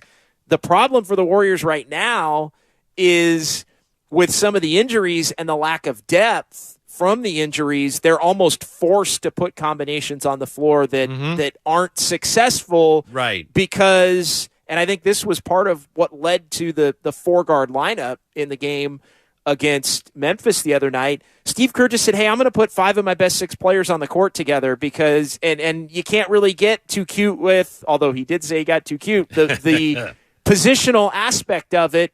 But when you don't have Kuminga and you don't have Wiggins, it becomes really problematic. It's a chicken or the egg thing. It reminds me of what Boch went through in one of the latter years of his Giant run. Bruce Bochy was brilliant at handling bullpens, but there was one year where no one, and it might have been even the second half of 2016 or 2017, yes, somewhere around there, and he was struggling with the bullpen, and guys were complaining about their roles, and he said, Well, guys have to produce at some point. I can't. If they would pitch better, then I can put them in positions where they're comfortable. But if nobody's getting anybody out, I can't have roles. And that's where Steve Kerr is with the roster right now. People criticize him for this guy's in and out. He's always changing his rotation. He's looking for something that works. And right now they're so shorthanded. I'm not sure he's going to find it until Wiggins comes back. Well, and it gets back to how does this team salvage this season and kind of the question of the day here on the program. And, let's be honest. If Andrew Wiggins doesn't come back, they're done. I believe so. Like they're done. Like for as much as I've left the door open and I'm as frustrated and as down on this Warriors team this season as I've been at any point, given the way that the last 3 games have gone and now they're a little bit banged up, a couple of tough games at home, more games on the road. Yeah, they're still hanging by a thread there, tied for 6th, officially 7th. But if they don't get Wiggins back, they're done. And I'm starting to think they need to get Gary Payton II back and playing at a level, I agree, 15 to 20 minutes a game even that he played at last year down the stretch to be able to make a run. And that allows for more balance in terms of, all right, you know who your 8 or your 9 guys are going to be that are going to play every night. Everybody else gets cast aside, and you can start to carve out some roles where these players can be more successful and combinations where they can produce. Yeah, and not to be even more negative, because I know that's kind of where we are now, but it's easy to look at last year and say, last year they weren't playing well and they won the championship, but as I mentioned earlier, you go back to a year ago just about when they beat Milwaukee without Draymond, and that team was light years better than this team is right now, right? I mean, you had Bielitsa performing, and you had Wiggins playing well. Poole was playing well when Curry was out. So it's true that last year expectations were low, and they did seem to flip that switch. But that team last year, as much as they struggled in the second half, they seemed like that was a much better team than this Warrior team that we've seen on the floor during this road trip. And the best 10 to 15 game stretch that the Warriors have had at any point is still 10-4. Basically, which, you go 10-4, 10-5, let's say in the last 15, maybe that's good enough to get you to 5th. It might be, but this team has shown an inability to be able to do that, especially as they're currently constituted without Wiggins and now Kuminga, in addition to waiting still for Gary Payton II to return. 888-957-9570. He's Whitey. I'm JD. We're halfway through here on a Saturday. More phone calls, more texts, more Warriors conversation. Warriors this week, 95.7 The Game. So what are you reading? I'm checking out the ratings on the new TVs, and it looks like Samsung, LG, and Sony got the best scores. Just like last year. What about those new high dynamic range TVs? They got the highest scores of all, but their prices are really high. Did you check online? Yeah, their prices were about the same. Well, there's one place where we can get a hot deal on those top-rated models. Where? At Video Only. Check out the ratings on TV stores. I see. Video Only scored better than the others. So, if you want the best deal on the best TVs, then we should take our TV ratings and head over to top-rated Video Only. At Video Only, you won't find huge stores with refrigerators or microwaves, but you will find the best deals on top-rated TVs, soundbars, and monitors. Shop around. Just make sure you visit Video Only, because if you don't, you'll be sorry. In Mountain View, San Mateo, Union City, Dublin, and San Rafael. Video Only. Fleetwood Windows and Doors. Big. Bold, dramatic, elegantly shown at Dolan's. Fleetwood minimalist products are designed and engineered to the highest standards, backed by a transferable lifetime warranty. Fleetwood is made in the USA with ingenuity and precision, designed to last. Get more information at dolanlumber.com. dolanlumber.com. Now at Big O Tires, buy 3, get 1 free on select in-stock Sumitomo or Cooper branded tires with installation purchase. See participating store for offer details. Ends March 26th. Plus, get additional cash saving specials on auto care services this week at bigotires.com. Everybody needs an edge. The other guy is working on his edge right now, whether you have one or not. Testosterone levels are at an all-time low historically, and individual T levels in men decline 1% every year with age. There's a new champion of natural testosterone boosters, and it's called CHOQ. CHOQ.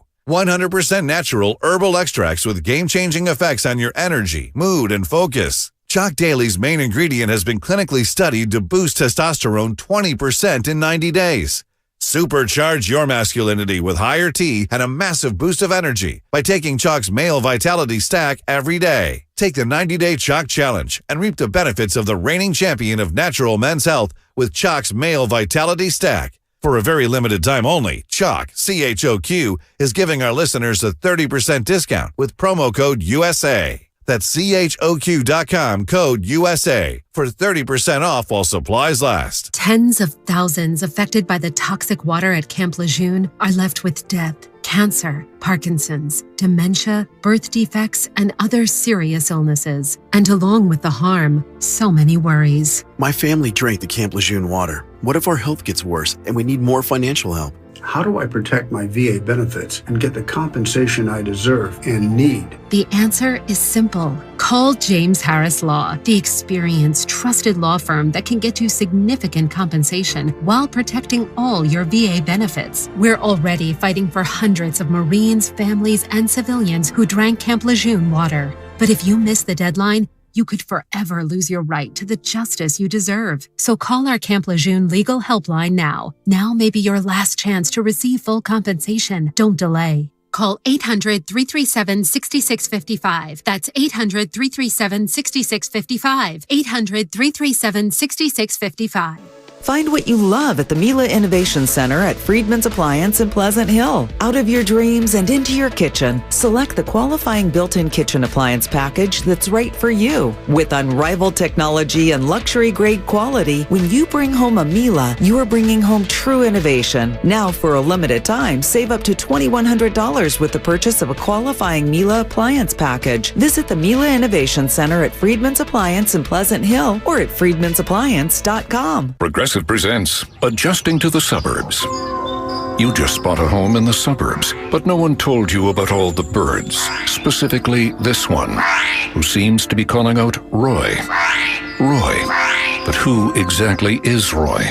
And why doesn't he ever respond?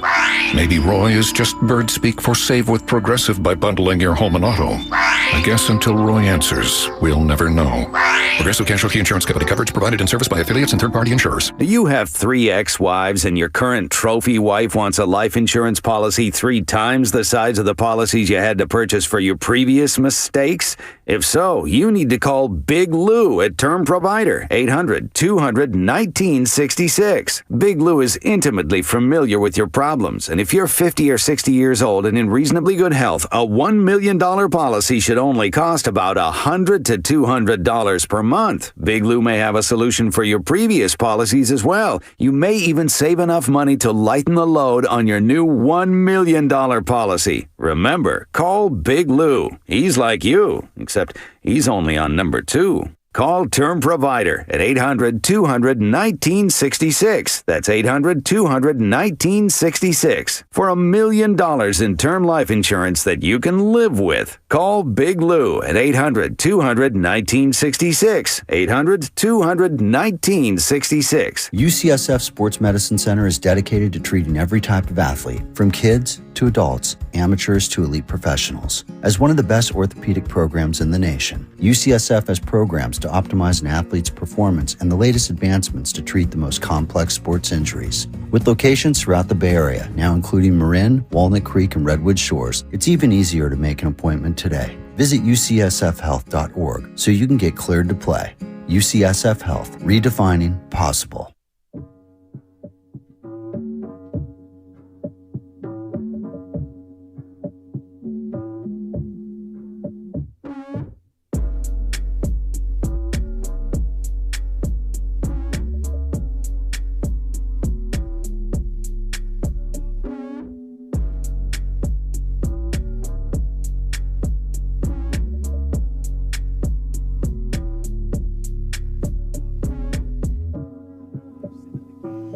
All right, rolling along here, John Dickinson and Whitey Gleason, 888-957-9570. It is Warriors this week. We're with you until 1 o'clock. Warriors and the Bucks coming up here on 95.7 The Game. 4:30 for Warriors Live.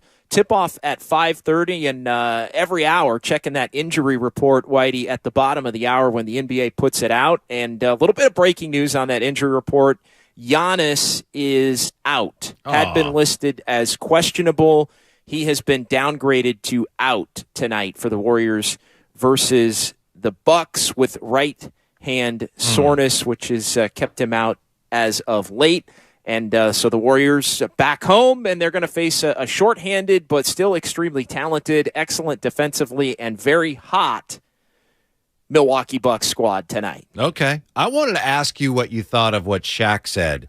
Now, I think if the Warriors end up in the play-in, it's so wide open this year. Who knows? I don't think, well, it's tough. It's going to be tough to win a championship from there, but there's no reason why they can't have a really interesting postseason, even if they're in the play-in, in my opinion. But Shaq said if they're a 4-seed or better, they will win the championship. Now, as you said earlier, it's kind of hard to imagine them getting as high as 4th, but he says, hey, they win at home, so if they get the 4th seed, they could still win a championship. What did you make of that? Yeah, I think, you know what? I don't, like, I think they are capable they're not capable of getting the 4 seed, number one, like right off the top. Yeah. I think the 4 seed is done. So if you believe they have to be the 4 seed, they're not going to be the 4 seed, so they're done. I think if they do get, and I kind of alluded to this before, if they do get Wiggins back and he gets a little bit of lead time to shake off the rust, and they get Peyton back, and we start to know what their rotation is going to be at that point, and there's a little bit of a lead up, even if it's a handful of games, and the next month doesn't wreck the Warriors to a point where they're play-in tournament or 9th or whatever. You can't be 9th because then you got to win a couple. 9th or you can't be 10th. You got to win a couple road games to get in. That kind of thing. So to me, it's conducive as to whether or not they're close to whole. And so if they're close, if they're whole and they're 5th, I think you got to leave the door a little bit open. Although I don't think the Warriors want to be playing Phoenix with Kevin Durant in the first round, as would be the 4-5 matchup if the Warriors could get to 5th right now. Yeah, if you finish 7th, then you'd have to win a play-in. But if you're 7, maybe you might end up playing Sacramento in the first round. I think the play-in is not necessarily being in the play-in wouldn't necessarily preclude you from having an interesting postseason. Winning a championship from there would be really tough, but I still think they could make some noise even from the 7 or 8 slot if it came to that, and they were healthy. No, and that's what it gets to as far as can they win a series? Yeah, yeah, of course they can win. If the Warriors are playing Minnesota in a 1-game do or die at Chase in the play-in tournament, the Warriors could win that game. Yep. Like there's no doubt. And to go through we won't go through all the hypotheticals, but yeah, if the Warriors get in and they're the 7 seed and they're playing Sacramento and the Warriors are whole, can they win that series? Mm-hmm. Of course, they could win that series. Yeah. And then you kind of go from there. Who are you playing then? Are you playing Memphis in the second round? Maybe we'll see what happens with Memphis. Does Memphis get upset? Maybe you're playing a team that's not even quite as good or quite as battle tested or problematic for the Warriors as the Grizzlies have been, and then maybe you got action there. I'm even open-minded if they're whole on, hey, you can win 2 rounds. Mm-hmm. Are you going to do that and then beat Phoenix or Denver and then beat Milwaukee or Boston? That's where I get off the train and go, all right, probably not. Yeah. Given all of the challenges that this team has had this season. Yeah, it's so wide open in the West this year. I think it would be less daunting to have to come out of the play-in than in years past. But we'll see. 888-957-9570. Let's get to Gene in Oakland next on 95.7 The Game. Hey, Gene. Hey, guys. Hey. Thanks for taking my call again. So, I'm as angry and frustrated as you and the rest of the fan base at this point, but at times like this, I try to remind myself of what this team has given us, okay? The 4 championships in 8 years. In my case, 5 championships since I've moved here. And then I look at that and, in light of 13 other teams that have, and their fan bases that have never enjoyed a title. So, to me, that just makes it easier moving forward. I can watch games, even these horrible first quarters, and not get too angry and too frustrated. As far as moving forward, I won't give up on the team until they are mathematically. I learned that. I think Gene's phone call. Sorry, but sorry, Gene. We lost Gene there. Gene's phone call was mathematically eliminated, unfortunately. Yeah, unfortunately. Yeah, look, you can be frustrated as a Warrior fan, and I think everybody is, and I've been as hard on them the last 2 days, I think, as anybody has. Certainly as I've been on them at any point. I think it's been well earned. But you can be frustrated and disappointed and angry or whatever. It doesn't take away from anything that these players have accomplished. I think at times we, because we're so in the moment, it may come off, like that's what is going on. But if the Warriors end up getting to the playoffs and losing in the first round, getting, playing tournament, like whatever, doesn't work out, you'll evaluate this season for what it was.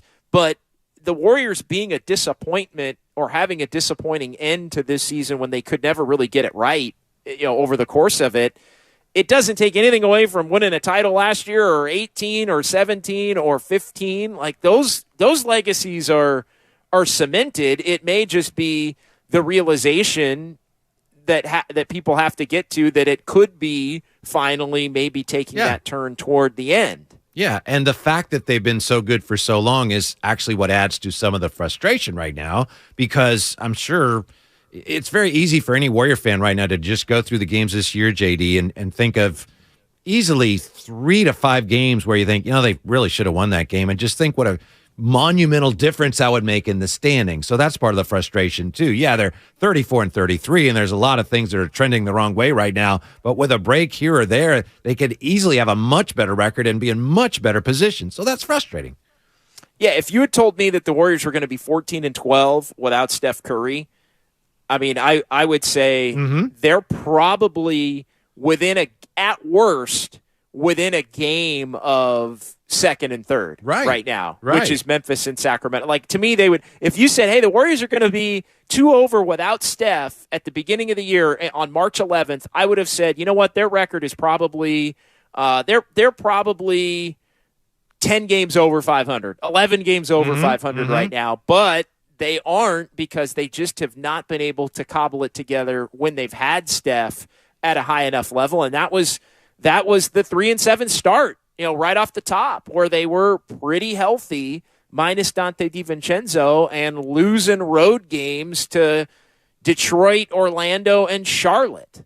And then the other side of it, though, is that every game now is so vitally important, and that just makes it so much more fun. So there's some upside, too, from a fan standpoint. They just need to start winning some games. Let's get to Buck in Rio Vista next year. What's going on, Buck? You're on with JD and Whitey here on 95.7 The Game. Hey, guys, really enjoying the show. You guys are making so many good points. I just told my wife here, you guys are still in my thunder. I was going to bring up the early season when they were 3-7. Just what you were saying, that they were losing games against some really subpar teams early in the season. Most of us were calling it a hangover from the championship season, and I know a lot of us are looking back as fans, and we can be short-sighted, but to be quite honest, guys, this team reminds me more of the playing team of 2 years ago than any team that they played last year. Does not resemble that team at all. I just wanted you guys' take on that. And then I did want to make a comment on Draymond after your guys respond to that. I'll just agree with that. Whitey. Yeah, I just agree. I've made the same point yesterday, the day before. Yeah, this team is very similar in a lot of ways to the play-in year. The roster is different, but the feel very, very similar. I think the feel, I'm kind of with Whitey. I think this team, Buck, is better than that team was, but they certainly haven't proven it to this point. But yeah, go ahead and finish what you wanted to say. Unfortunately, we lost Buck. So he's no longer with us, but thank you for the call. We do have Jane in Mountain View for you, JD. Yeah, all right, let's get to Jane. Hey, Jane, you're on 95.7 The Game. Yes, good morning. I just wanted to comment on something that I read on Twitter last night, where Curry just is getting tired of hearing all the noise of blaming the youngsters. And what I'd like to also remind is that these youngsters last year, half of them helped them win that championship along with the core team, and also that when Kerr took over this team several years ago, Mark Jackson is the one that developed Curry and Thompson and Green and got them to play defense. And Kerr just, walked into this and, now he expects that everybody can play defense. Well, Mark Jackson's the one that gets the credit for that. And I just wanted to point that out. And, the teams that, are now upcoming, they've already been, they're being developed because they're being able to play on the team and not, be sent to the G League. Thank you very much. Thanks, Jane. Appreciate the call. A lot of these other teams, just first and foremost, have better players that are good enough to not have to be sent to the G League. I'll just leave that alone right there. As far as Mark Jackson, let's not leave it on. Seriously, you make a great point, and I think it needs to be said because there's so many people, and I appreciate Jane's call, but so many people are saying, well, Kerr never developed anybody, and look at other teams and what they do with the young players. And I mean, people say things like Kerr doesn't want to play he didn't want Wiseman to be any good. I mean, it's gotten to the point where it's ridiculous, and that Steve Kerr wanted James Wiseman to be a great player here. He didn't have anything against him. He wasn't trying to limit his minutes, but for some reason, JD, there is this notion that Kerr almost had something against the young players, and it makes no sense. And it also doesn't make sense to say that Kerr hasn't developed any young players because we've seen it just in the last couple of years. He hasn't developed all of them, but I mean, look at Kevon Looney. How about Jordan Poole? He's pretty good. Look how Wiggins has turned his career around. So I just think it's a simple knee-jerk reaction that is just not fair and not true to say, well, the problem is that Kerr did not develop the young guys, and to say that Kerr didn't teach anybody to play defense, that was all Mark Jackson. I'm not going there. Yeah, I wanted to hone in on the Mark Jackson part of it. And look, Steve Kerr has credited Mark Jackson at every turn, and he did it initially when he took the job. He's done it at numerous different times over the course of his tenure here, giving Mark Jackson the credit for laying the foundation for the defensive competitiveness and identity that the Warriors have had through their championship era. It has not necessarily been there this year, but Kerr has given Mark Jackson a lot of credit for that. The reality is, when Steve Kerr came in, he took the Warriors to a completely different level than Mark Jackson did on both ends. And the offense got the headlines, and deservedly so. And I think a big part of the reason why Steve Kerr was brought in was, hey, got to fix the offense. The offense is not maximizing these two historically great shooters at a young age. And the Warriors had dropped a bunch of games in that year where Mark Jackson ended up getting fired at the end of that year. They had lost a bunch of games that I think ownership and the front office and the players themselves believed they should have won, that they didn't. And offense was a big reason why. Inefficient offense, not maximizing the talent that they have offensively. And so Kerr came in and ignited the offense to historically great proportions. Curry became a back-to-back MVP, a unanimous MVP, and this team became NBA champions. They also, and this is the much smaller story, is they actually got better defensively when Kerr came in as well. And again, Jackson gets credit for laying the foundation, and Steve Kerr has many times given him his praise for that. But the offense is what's still in the headlines. They got better with Ron Adams coming in and switching everything and playing small and using their versatility on the defensive side to ignite what became a historically great offense. So that miss me with all of that, Whitey, as far as, oh, this is Mark Jackson and then not Steve Kerr. Revisionist history at its worst, brother. Yeah, I do think it's fair to wonder at this point if maybe this happens to managers, coaches, and all sports. Maybe at this point, after all these years, Steve Kerr's message is not getting through. I don't know. I think it's more a talent issue than that. I think it's fair to wonder, but the people that angrily want to blame this on Kerr, and they point to, Wiseman had 16 points, and that proves that Kerr doesn't know what he's doing. It's ludicrous. It's absolutely ludicrous. 888-957-9570 He's Whitey Gleason. I'm John Dickinson. It's Warriors This Week here on 95.7 The Game, trying to make some sense of, is this Warriors season salvageable here? 15 games to go.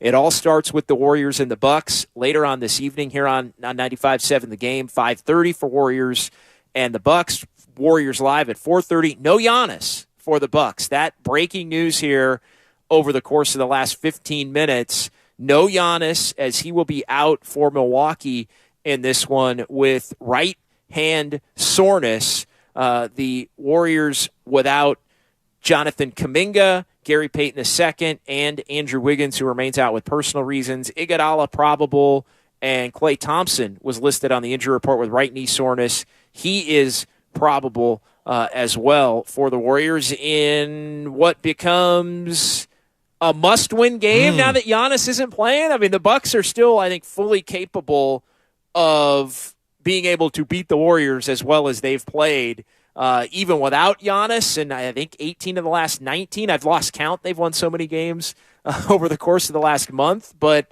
it definitely makes it a little bit easier to not have Giannis and his potential to completely dominate on the floor. I'm not a big must-win guy, but I would say one of the next two is about as close to a must-win as I'm willing to go, and it's not actually a must-win. I think you made the point earlier, JD. You got to win one of these two games here, especially when you got the Bucks without Giannis and the Suns without Durant. I'm not saying they're pushovers. I'm not saying, oh, you should win this easy, but you really need to win at least one of these next two games. You got to give yourself a little bit of a cushion to 500 before you're going to play five consecutive road games. I mean, that's the reality. I think you could almost make a case they got to win both of them to get to 36 and 33, and at that point you could withstand.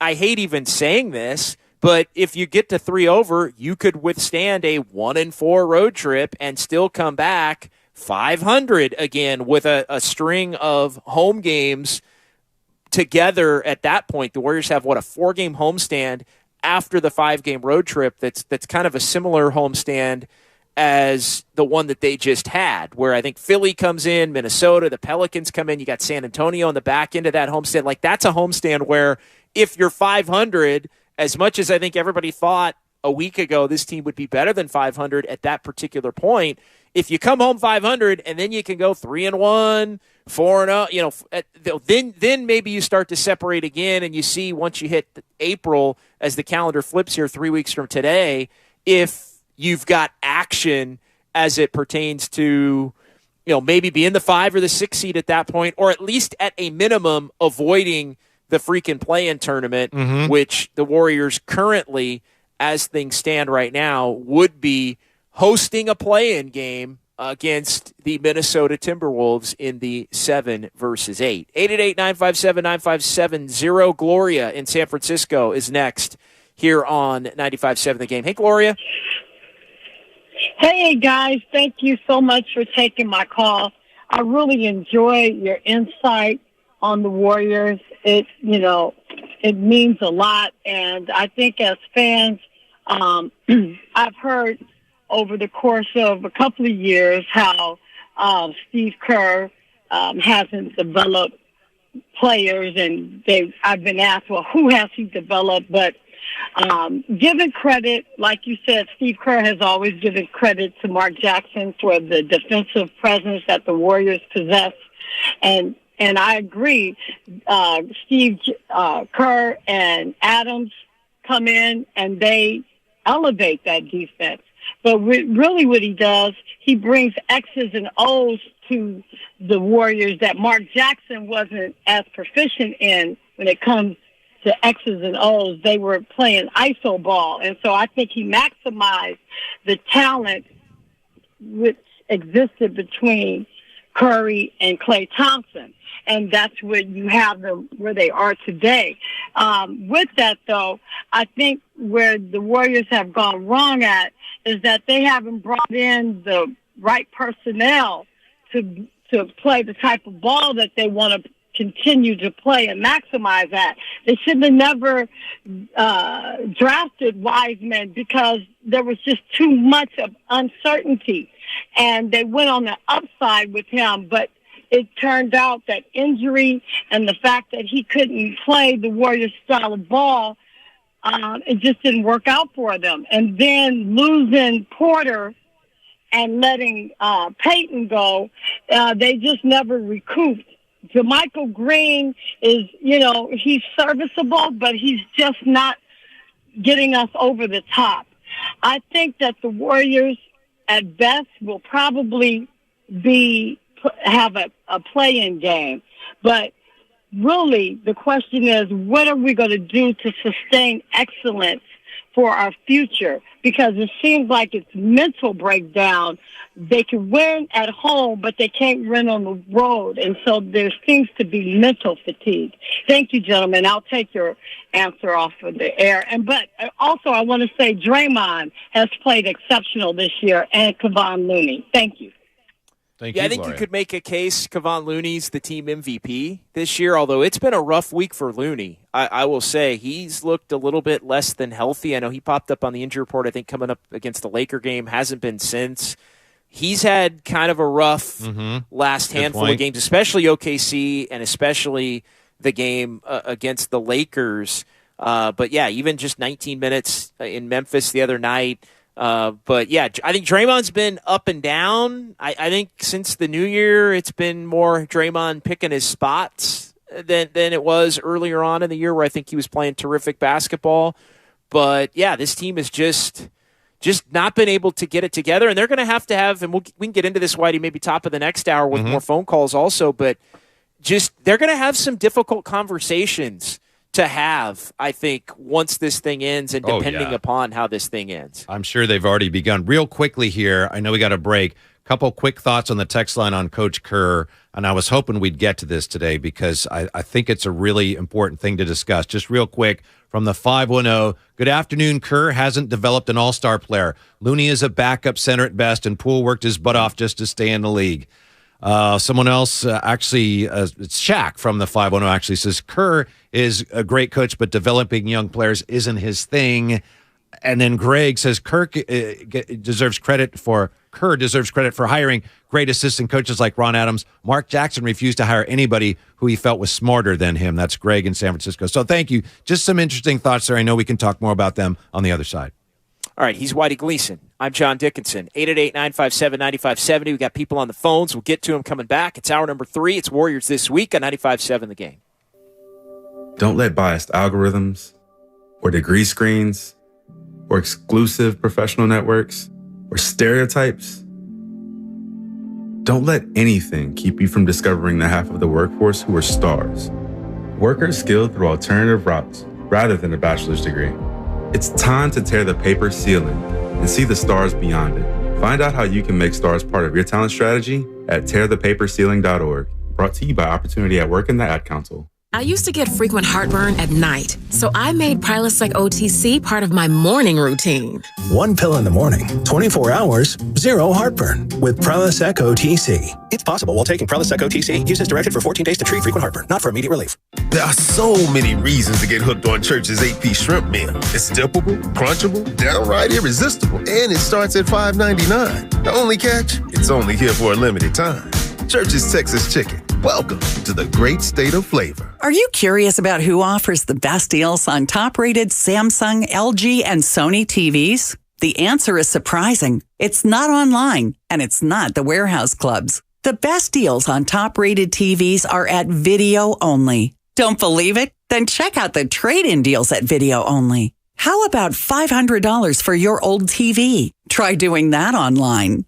Before you buy that new TV, drop into Video Only. If you don't, you'll be sorry. Do you have 3 ex-wives and your current trophy wife wants a life insurance policy 3 times the size of the policies you had to purchase for your previous mistakes? If so, you need to call Big Lou at Term Provider, 800-200-1966. Big Lou is intimately familiar with your problems, and if you're 50 or 60 years old and in reasonably good health, a $1 million policy should only cost about $100 to $200 per month. Big Lou may have have a solution for your previous policies as well. You may even save enough money to lighten the load on your new $1 million policy. Remember, call Big Lou. He's like you, except he's only on number 2. Call Term Provider at 800-200-1966. That's 800-200-1966 for $1 million in term life insurance that you can live with. Call Big Lou at 800-200-1966. 800-200-1966. Investing is confusing. Dawn raids, triple witching hour, candlesticks, crown jewels, bears, bulls, bear hugs, blue chips. It's one big word salad of uncertainty. Fortunately, Fremont Bank now has incredible rates on their savings accounts and CDs. And while savings accounts and CDs may not be known for their great rates at your current bank, at Fremont Bank, you can get great rates from a great local bank. To learn more, stop in or visit us online. We'll explain it all in plain language. Fremont Bank,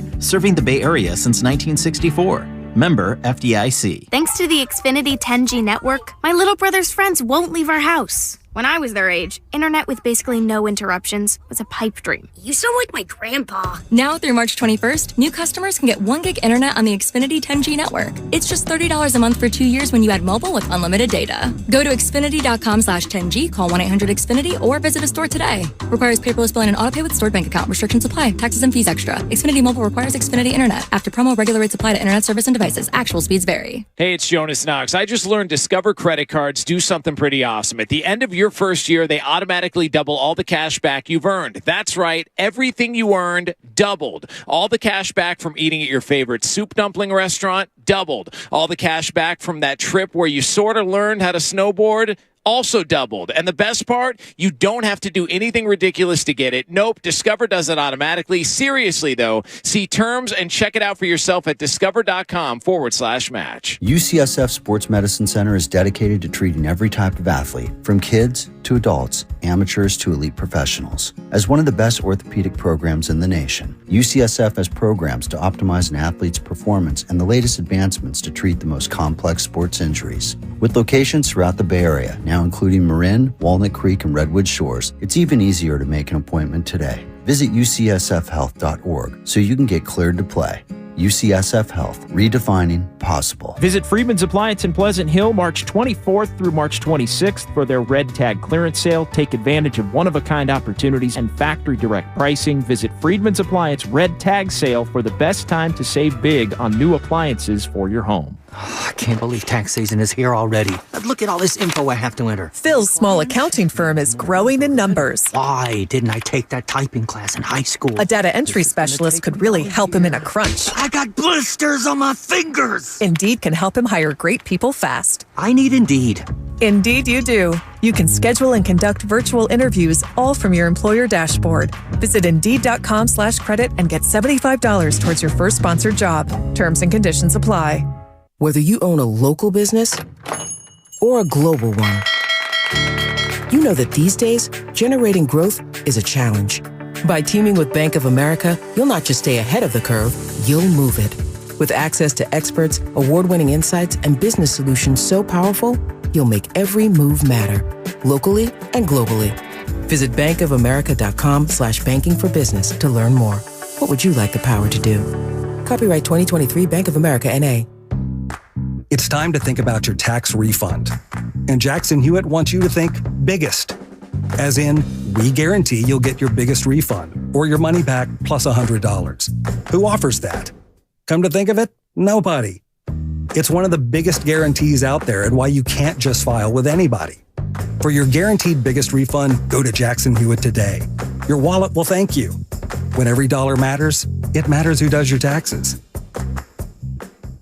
The Dell Technologies semi-annual sale starts now with limited quantity deals on select performance PCs powered by 12th Gen Intel Core processors. Save on select Vostro laptops with built-in security features and select Latitude laptops with enhanced privacy, collaboration, and connectivity. Save on select essential accessories plus free shipping and special financing with Dell Business Credit. Call a Dell Technologies advisor at 877-ASK-DELL. That's 877-ASK-DELL. From Carriage House to glass aluminum doors, R&S Doors has a full line of commercial and residential garage doors and gates to suit anyone's taste and budget. Visit rsdoors.com. R&S Doors. Look for the red truck. Check out the secret sauce of the game after every Warriors game. The secret sauce of the game brought to you by Proposition Chicken. Fried, flipped, fake. This chicken goes 3 ways. Now available in 9 Bay Area locations. You're listening to 95.7 The Game, KGMZ FM and HD1 San Francisco. Always live on the free Odyssey app.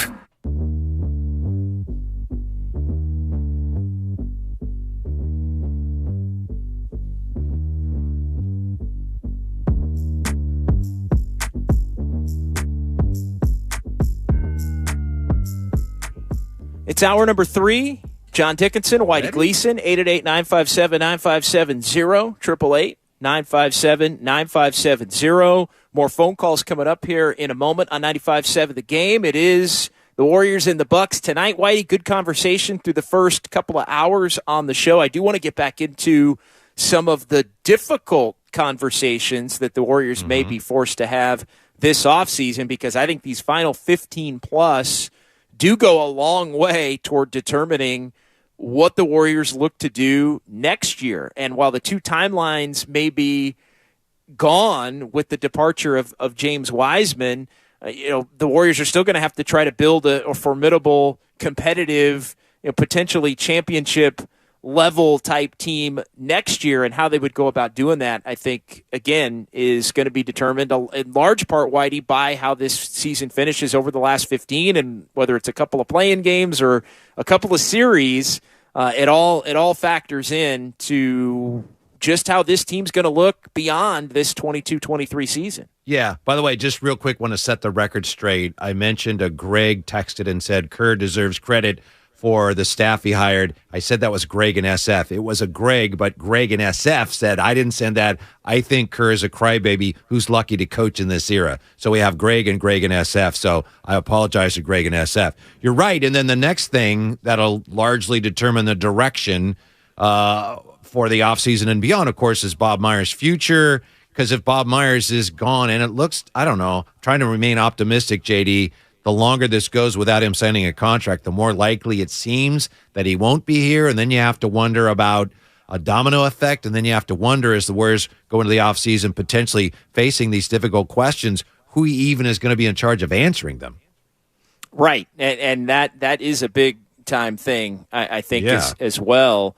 And, if the Warriors end up with an earlier exit than anybody wants, does that, what happens with Draymond? Does he opt in? Does he opt out? Would the Warriors look to move off of Draymond? Like I think Tim Kawakami, The Athletic, had said it at some point this week via Twitter, in that, hey, if this team doesn't win it and goes out early, everybody could be on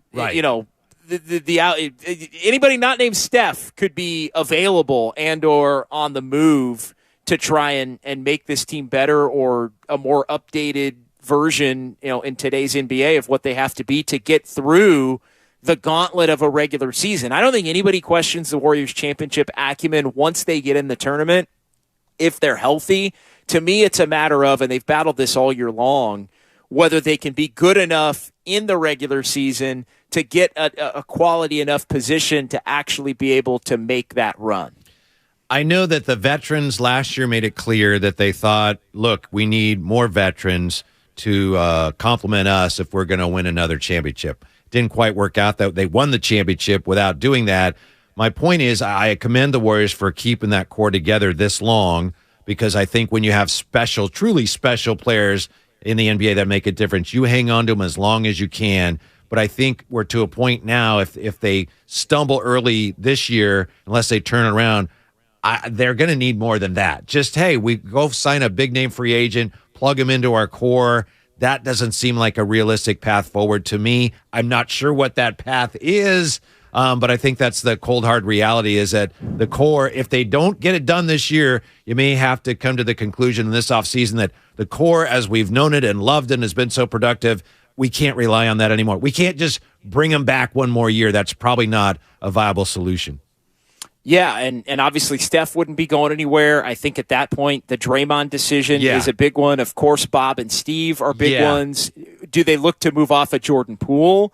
I think, would also be a question that they would have to ask internally. And the other thing would be, do you look at potentially trading Jonathan Kuminga for a younger prime type player that can plug right in? I go back to the OG Anunoby types. Would you want to go with somebody that's more solidified and established, even as a younger vet type player that could bring some defense and some length, and just another player that might not only help you in a 16-game type of playoff run, but also just help you navigate the regular season better than the Warriors have been able to navigate it throughout the course of this season? 888-957-9570. Whitey, let's get back to the phones. What do you say? Let's go to Chuck in San Rafael next here on Warriors This Week. Hey, Chuck, getting us tipped off here in hour number 3.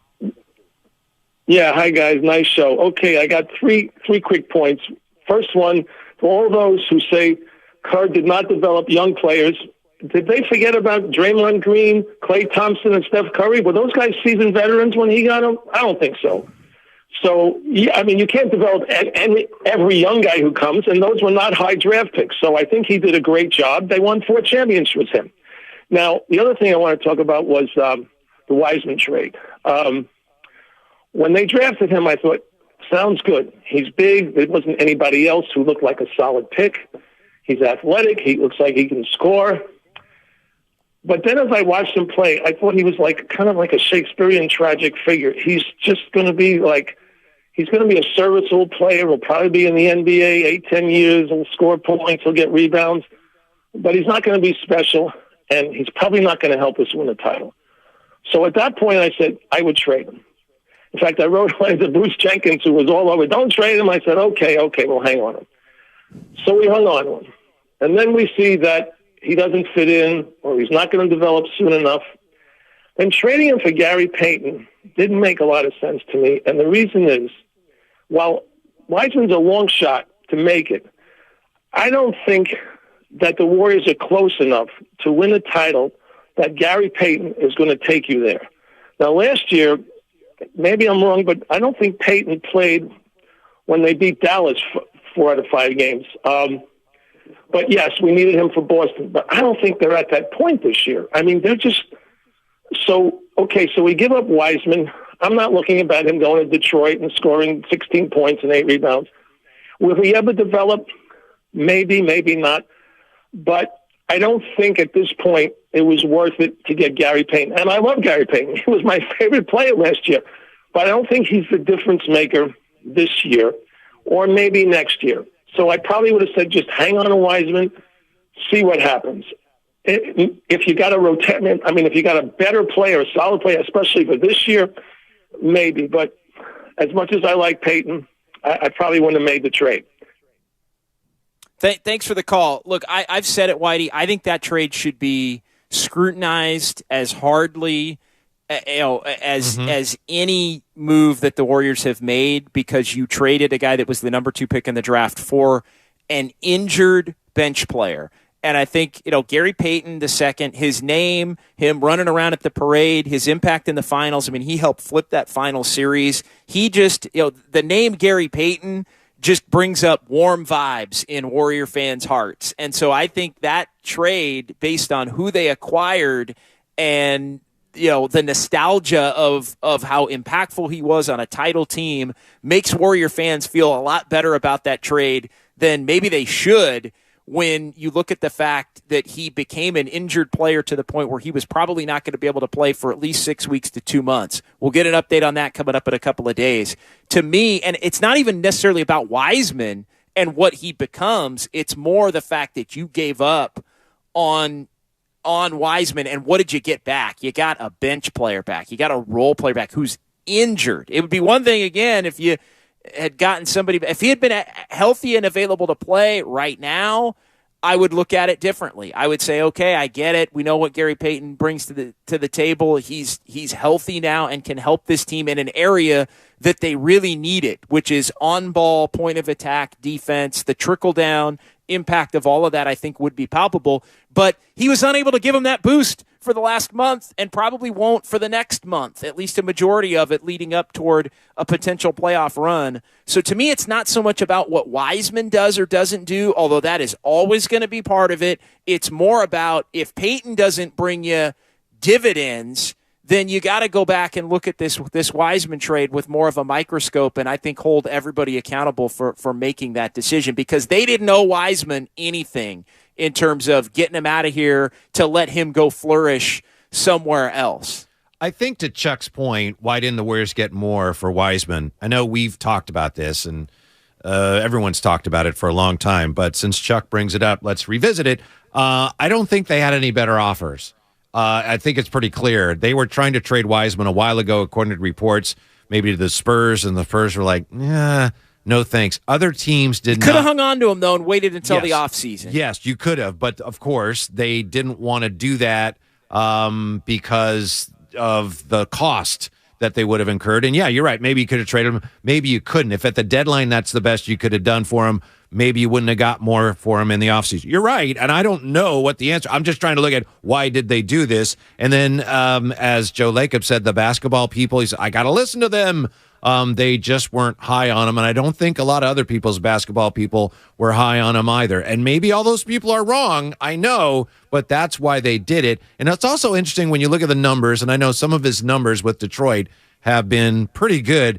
He's playing pretty much for Detroit the way he did with the Warriors. His numbers this year, the raw numbers with the Warriors, they weren't bad, except he fouls too much. If he'd played a few more minutes with the Warriors, he would have put up, I think, similar numbers to what he's doing in Detroit. Similar, not the same, but that doesn't mean he would have helped them win. So that's what they were looking at, and I agree. It's going to be, if he blossoms, that's going to be really awkward for the Warriors, and that that's keeping them up late at nights. But just where they were right now, it was the most sensible move given what he was contributing to their winning and also what they had to pay him. And yeah, you can't look at anything he does with Detroit this season and say, well, the Warriors could have had that. Well, that wasn't, like you said, impacting winning. And look, I'm going to say it as I've always said it. Wiseman could go on to be a pretty good player. I think you and I differ a little bit on that. Like, I think you kind of think he's never really going to cut it and help a team win. I think he could, but the truth is, if he does, it's not going to be probably until 2025 or 26, and the Warriors couldn't wait around for that with the team that they currently had. That being said, though, if Gary Payton II can't really help him much this year and proves himself to be over the next 2 years where he's under contract at big money for him, $9 million a year for a guy that's going to be in his early 30s and has had 5 or 6 surgeries, his own words, in the last 4 or 5 years. If he's an injury-prone player, the Warriors should be, I think, held accountable for that trade being a mistake, more so based on what they got back, name value aside of Gary Payton II, versus what they let go in Wiseman. Yeah, and they will, especially if he blossoms.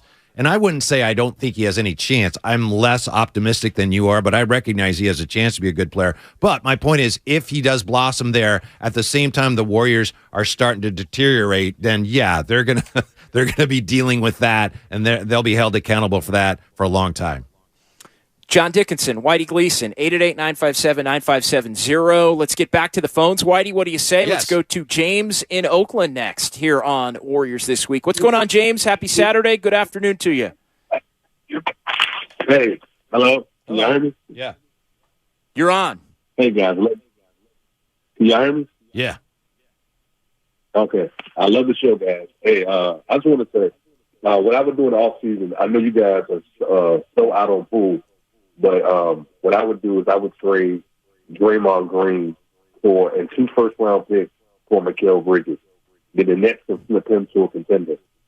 Draymond is holding this team back. I went back and I watched the Memphis and Warrior games, and they pretty much gave Draymond the Westbrook treatment. That he's just a non-scoring threat. He was left wide open, like when Dylan Brooks had Curry in the corner. Draymond was literally wide open. He's holding this team back. That's what I would do. I would keep Poole. Just went back and watched some Poole highlights from last year and how much Otto Porter opened up everything for JP. I would keep him. But that's pretty much all I got to say. And shout out to the YouTube chat, NoCap757. Thanks, guys. Appreciate it, James. Thanks for checking in. And, yeah, we do appreciate, Whitey, everybody watching on YouTube and Twitch as we have done throughout the course of this season here on Warriors This Week. Yeah, I don't know if the Nets would be in any hurry to trade Mikal Bridges. And Draymond's situation is complicated because he can opt out, and then maybe if he opts in, maybe you can trade him then. We don't even know if Draymond's gonna stay. What's your best guess of what he might be able to get? Let's say Draymond looks around and is like, I can stay with Golden State. I think it'd be $27.5 million. Do you think there's a realistic chance, JD, that somebody would offer him, a multi-year deal for a total higher than $27.5 million? Maybe not the per year wouldn't be as high. I just don't have a clear idea of what the market would be for him. I don't think it's going to be very high. You might be right. I think a lot of it depends on, a lot of the teams that you could make the case that would be contenders and that he would want to go to aren't going to have that salary cap space available to them. So maybe it becomes a scenario where he says he wants to go, the Warriors say it's time to move on, and he opts in, and they make some kind of a trade, which would allow that team to acquire him and absorb him into their cap. The Warriors would obviously take players back in that instance, or the Warriors could involve a third, fourth team and try to make it some type of a salary dump if they really wanted to go down that path and financial constraints were a part of the equation. Not saying it would be, but I think that would be another potential option. I think the thing you got to look out for with Draymond is, believe it or not, is the other way, because I think he may say, I want my $27 million, and he'd be entitled to that if he says that. I think he could look to other contenders to get paid. I think Draymond could look to even a non-contender that might want to pay him to get paid if he wanted to, although I think he wants to be, and he's on record as saying he wants to be on a winning team, and he's at his best when he is on a winning team. But what I'm getting at, Whitey, is I think Draymond I would worry about, hey, would he go to the Lakers for the mid-level?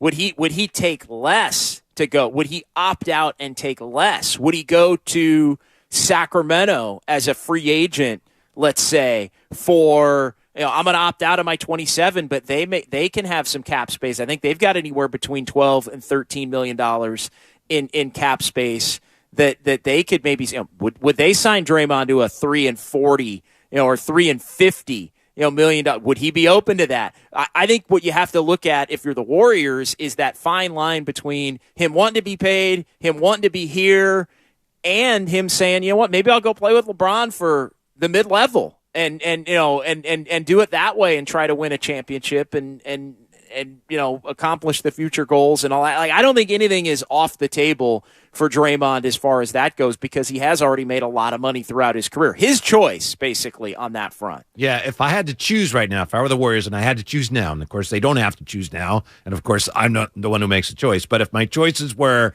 Draymond opts in, you keep him, or he goes somewhere else and you get that money freed up, and maybe he goes to the Lakers, I would take that as a yes. That is preferable to me, because I just think with everything that's happened this year, I think maybe it's time for him to move on. If he goes somewhere else and maybe has success there, that's fine. I just feel like that's my better option, because I've got to make some major changes, and that to me seems like the least, as painful as it would be, the least painful of those real difficult decisions that are before me. And I'll say this, Whitey, about moving on from his spot in terms of the money slot.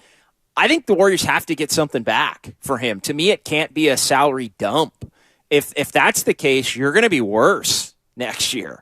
And I want to go back to the original point from James before we get back to the phones here, which was, and he mentioned, Draymond and a couple of first-round picks for a guy like Mikal Bridges. You addressed, I don't think the Nets are necessarily getting rid of Bridges. Let's also be realistic. Even if you went down that road, the Nets are not doing that for Draymond. No. The Nets would they're going to want Jonathan Kuminga in a deal. Like, you got to give up Jonathan Kuminga if you're going to get somebody, plus probably multiple picks and then salary filler. Because Draymond in that deal would almost be salary filler and not necessarily the kind of player that the Nets would want to be building around as he's in his early 30s. No, I agree with that. It gets back to, again, how much is he worth to other teams, and I'm not sure what that value is right now.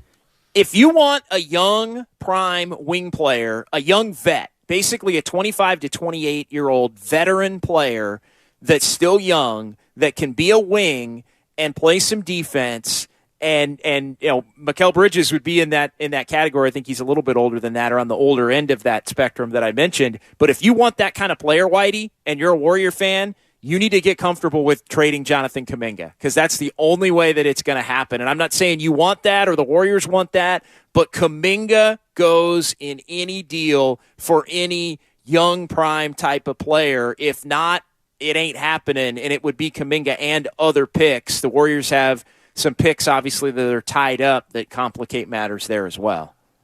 Bridges, by the way, is only 26, but to your point, don't you think from the He's right there then, 25 to yeah. 28, and a really good young player wing, can defend. No question. Good player. He's excellent player. He's 6'6", but his wingspan is 7'1". I have nothing against him. I think he's phenomenal. But don't you think from the Warriors standpoint, if they want that wing, don't they think Kuminga can still be that guy, at least to a degree? Maybe they see him more as a 4, but don't they think, hey, he's going to be that next impactful wing for us? I think they may believe that, but I also think as part of the difficult conversations that they're going to have this offseason, they're going to have to ask themselves whether he can be that next year or in the next 2 years, or whether it's going to be more like 3 or 4 years.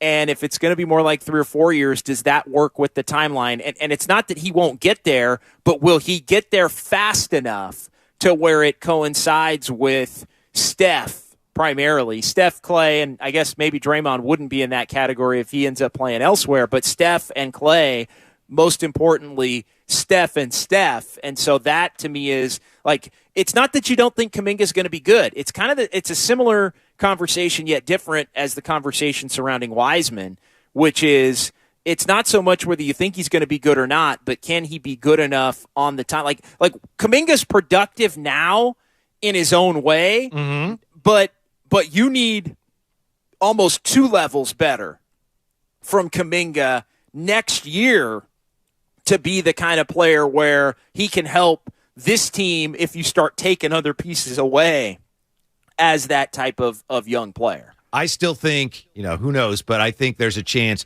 that they would be able to trade Poole this offseason and get something that would be a better fit and that they like a lot back. I think that might be one of their avenues to improving, and not to blame everything on Poole. The point is, I think he has value. I think other teams would look at that and go, man, that's just, the teammate punched him and not a good fit there. He can be even better for us. So I think there's a good chance if they want to do that in the offseason, they might get something really worthwhile for Poole if that's what they decide to do.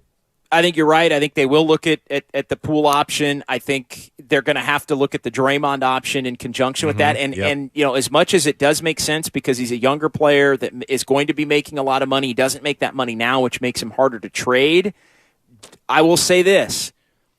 Do that at your own peril, because if you don't have Jordan Poole, you will have to fill what he brings to the table in a positive way for all of the games that Steph Curry's going to miss. And I think we're clearly at a point throughout Steph Curry's career where you look at the Warriors moving forward, you have to anticipate and almost accept that he's going to miss 20 to 25 games every single season. And you have to be able to not go, losing every game when he's out. They haven't done that this year. They haven't done that this year in large part because Jordan Poole's played much better when the Warriors have been more shorthanded. All right, Daniel and Paul, 888-957-9570. We'll get to you next. One final segment. Warriors this week, 95.7 The Game.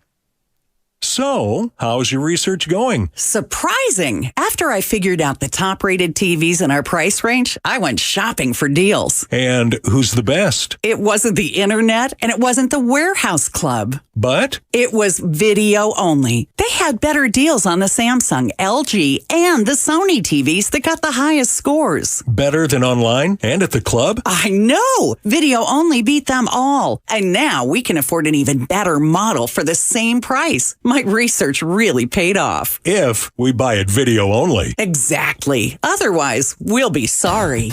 At Video Only, you won't find huge stores with refrigerators or microwaves, but you will find the best deals on top-rated TVs, soundbars, and monitors. Shop around. Just make sure you visit Video Only, because if you don't, you'll be sorry. In Mountain View, San Mateo, Union City, Dublin, and San Rafael. Video Only. From carriage house to glass aluminum doors, R&S Doors has a full line of commercial and residential garage doors and gates to suit anyone's taste and budget. Visit rsdoors.com. R&S Doors. Look for the red truck. Texting enrolls you into recurring automated text messages. Consent not required to purchase. Message and data rates may apply. Hey, Dan, how you doing? Haven't seen you around the gym for a while. Yeah, I've really fallen off. Since I turned 40, I just don't get the results I used to get. Could be lower testosterone. Lower T? Yeah, I went through it a while back. Once you hit 40, your body has less free testosterone. I got Nugenix Total T, and it's made a huge difference for me. I've seen that ad on TV. Is it for real? Oh, yeah. The patented key ingredient is something called Testofen, which helps boost free and total testosterone levels to help you trim up and stay lean. And it's made a difference for you? Man, I feel like I'm in my 20s again. At work, in the gym, and in the bedroom. Are they still giving out complimentary bottles for people to try it for themselves? Yeah, you just need to send them a text. Text SAVVY to 42424 right now for your complimentary bottle of Nugenix Total T, the #1 selling testosterone booster at GNC. Plus, text now and we'll include a bottle of Nugenix Thermo, our most powerful fat incinerator ever, to help you get back into shape fast. Absolutely free. Text SAVVY to 42424. That's SAVVY to 42424.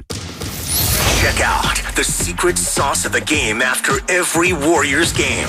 The secret sauce of the game brought to you by Proposition Chicken. Fried, flipped, fake. This chicken goes 3 ways. Now available in 9 Bay Area locations. Thanks to the Xfinity 10G network, my little brother's friends won't leave our house. When I was their age, internet with basically no interruptions was a pipe dream. You sound like my grandpa. Now through March 21st, new customers can get 1 gig internet on the Xfinity 10G network. It's just $30 a month for 2 years when you add mobile with unlimited data. Go to Xfinity.com/10G, call 1-800-XFINITY, or visit a store today. Requires paperless billing and autopay with stored bank account. Restrictions apply. Taxes and fees extra. Xfinity Mobile requires Xfinity Internet. After promo, regular rates apply to internet service and devices. Actual speeds vary. This is an important notice to all U.S. taxpayers. The IRS is giving away billions of dollars in tax savings through a federal program called the Fresh Start Initiative to aid delinquent taxpayers. This initiative was established for anyone facing financial hardship and unable to pay their back taxes. Qualifying and enrolling in this program will stop all collections, settle your delinquent tax problem, and even reduce what you owe by thousands of dollars. Call the hotline at People's Tax Relief to see if you qualify and get this free information by dialing 800-285-2521. If you have unfiled tax returns or cannot afford to pay your personal or business back taxes, you can now get the help you need. One simple phone call can resolve your tax problem and save you thousands of dollars. To see if you qualify and to get this important free information, call 800-285-2521. 800-285-2521. 800-285-2521. Get ready, because Scott's is taking over daylight saving time. It's such a big event that we're calling it Day-Long Saving Time.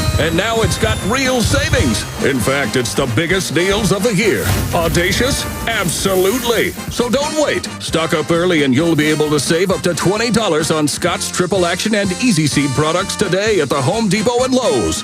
Offers available March 9th through 22nd at select U.S. stores while supplies last. Selection varies by location. See store for exact offers. Searching for fun ways to spend your tax return? Boats for cats. Oh, flotation devices for cats.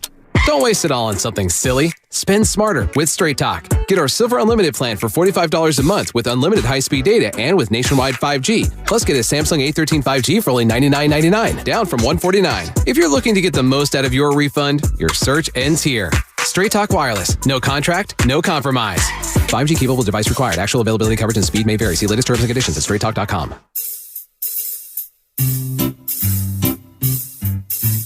1-877 Cards for Kids. KARS Cards for Kids. 1-877 Cards for Kids. Donate your card today. 1-877 Cars for Kids. KARS Cars for Kids. 1-877 Cars for Kids. Donate your car today.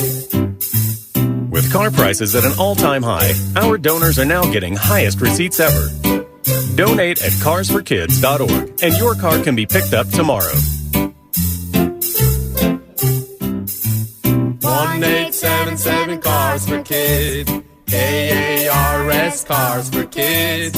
1877 Cars for Kids. Donate your car today. Now accepting donations of land, homes, buildings, or any kind of real estate. I can't believe tax season is here already. Look at all this info I have to enter. Phil's small accounting firm is growing in numbers. Why didn't I take that typing class in high school? A data entry specialist could really help him in a crunch. I got blisters on my fingers. Indeed can help him hire great people fast. I need Indeed.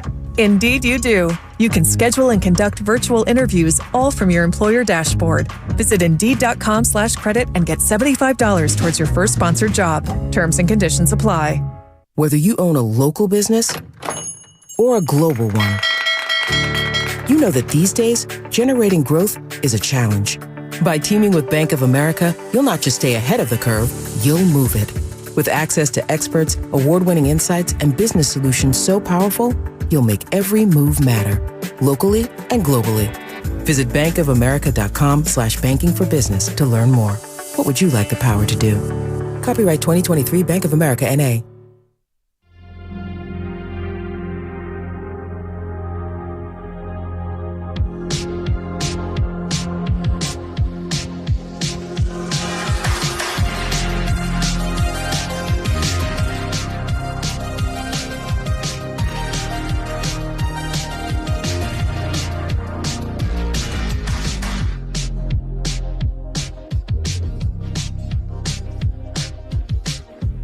John Dickinson and Whitey Gleason, 888-957-9570. Final segment here on a Sunday on 95.7 The Game as we bring you on into the afternoon. Daniel, Paul, Sherman, we're coming here in less than 45 seconds, but do want to reset Warriors and Bucks tonight here, Whitey, on 95.7 The Game. Warriors Live is going to be coming up at 4:30.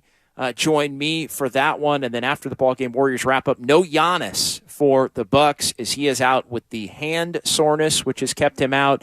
Warriors without Wiggins and Kuminga and Gary Payton II, but looks like Klay Thompson and Andre Iguodala will be good to go. Real quick, JD, I just want to wish my wife Sheena happy birthday, and I want to wish you, my friend, happy anniversary, because it was 3 years ago yesterday. You and I went to see the Clippers beat the Warriors 131-107, not realizing that that would be the last game of that season, and the NBA season would be resuming in the bubble. And the Clippers destroyed the Warriors. They ended up 15-50. Starting lineup for the Warriors in that game: Andrew Wiggins, Damian Lee, Marquise Chris, Juan Toscano-Anderson, and Michael Mulder. So I know this year is painful the way they're playing, but it could be a lot worse.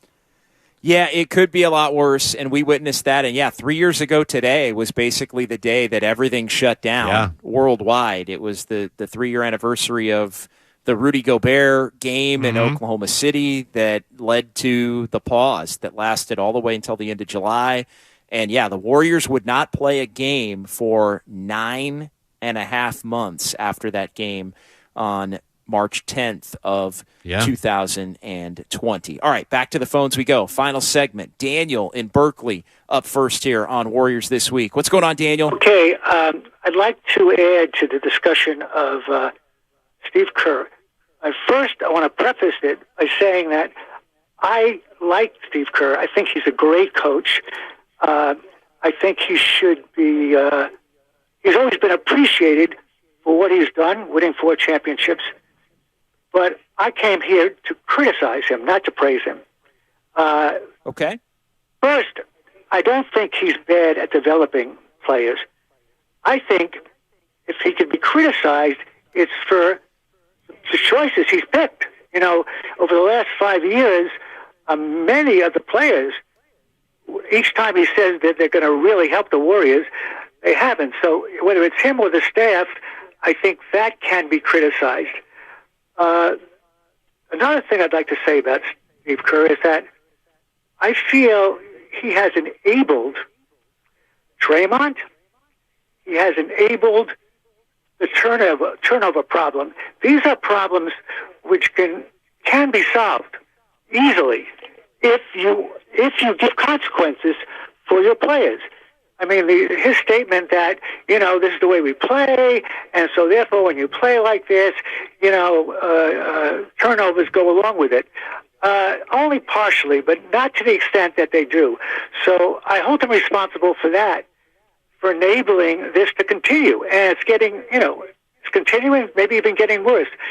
He's enabled Draymond for years, which I feel is terrible, Also, as for if there is a rift, as you guys have been reporting, between the younger and the older and the two tiers, if that exists, then that's under his bellywhack. He has to deal with it. You cannot have, for a whole year, it's the coach's responsibility to not have two groups who can't work together. You know what I mean? So I hold him responsible for that. One more thing I wanted to say. Two more things. This idea when a number of players have an easy layup and instead they pass it out for a three is ridiculous. And it should be stopped. And it's obvious to most people. I'm not saying 100% of the time, but a large percent of the time, the Warriors do that. Yeah, and thanks for the call. Appreciate it, Daniel. Good stuff. There's a lot. I jotted down half an index card of notes on just the things that Daniel brought up. Last thing first, the Warriors do turn down too many layups for threes. The reality of that is, and doesn't make it right, they're not a great layup team. They do tend to miss a lot of layups, I think, when it's not Steph in particular that's the guy driving and making them. Pools can be kind of up and down with it. He has his time.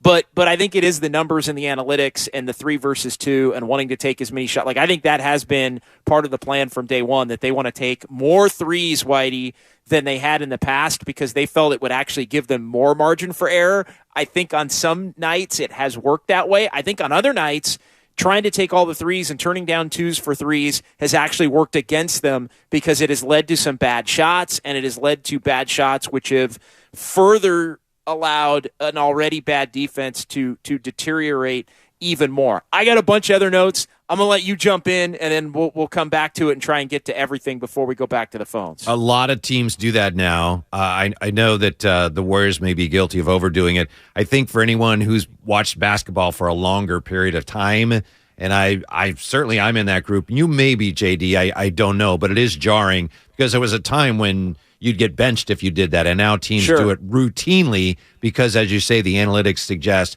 well, that's a smarter play, especially if you got a guy in the corner. That's a better shot than sometimes a contested layup. So it's just as simple as the game has changed to that point. The Warriors guilty of passing up too many layups, but that's where the game is, too. It's part of the changes of basketball now. A couple other things to get to here as far as Kerr, and I think it's fair game to criticize Steve Kerr for any of the individual struggles that this team has had this season. I don't think it changes how he should be viewed in the big picture and everything that he's brought to the table and been a big part of why this team has won multiple championships. But at the same time, I do think a lot of fans, Whitey, tend to think, well, damn it, this team, because they're struggling in some ways, doing the many things that have made them great over the years, then you got to change the system. And the reality is you do not change a system with Steph and Clay and Draymond, 3 future Hall of Famers that have won at the highest level with it over and over. You change the other parts, you mix and match the other parts, you try and get the other parts developed to a point where they can contribute, you get better parts, however, but you don't change the system that's made all-time greats flourish at the level that I think fans think, hey, you run this, hey, you're 500 team, change it. Do things that make Kuminga better. You don't do things that make Kuminga better at the expense of making Steph or Clay worse. Right. And that's just reality. And so, again, that being said, fair criticisms. As far as enabling Draymond and the turnovers, that was the other big thing that Daniel brought up.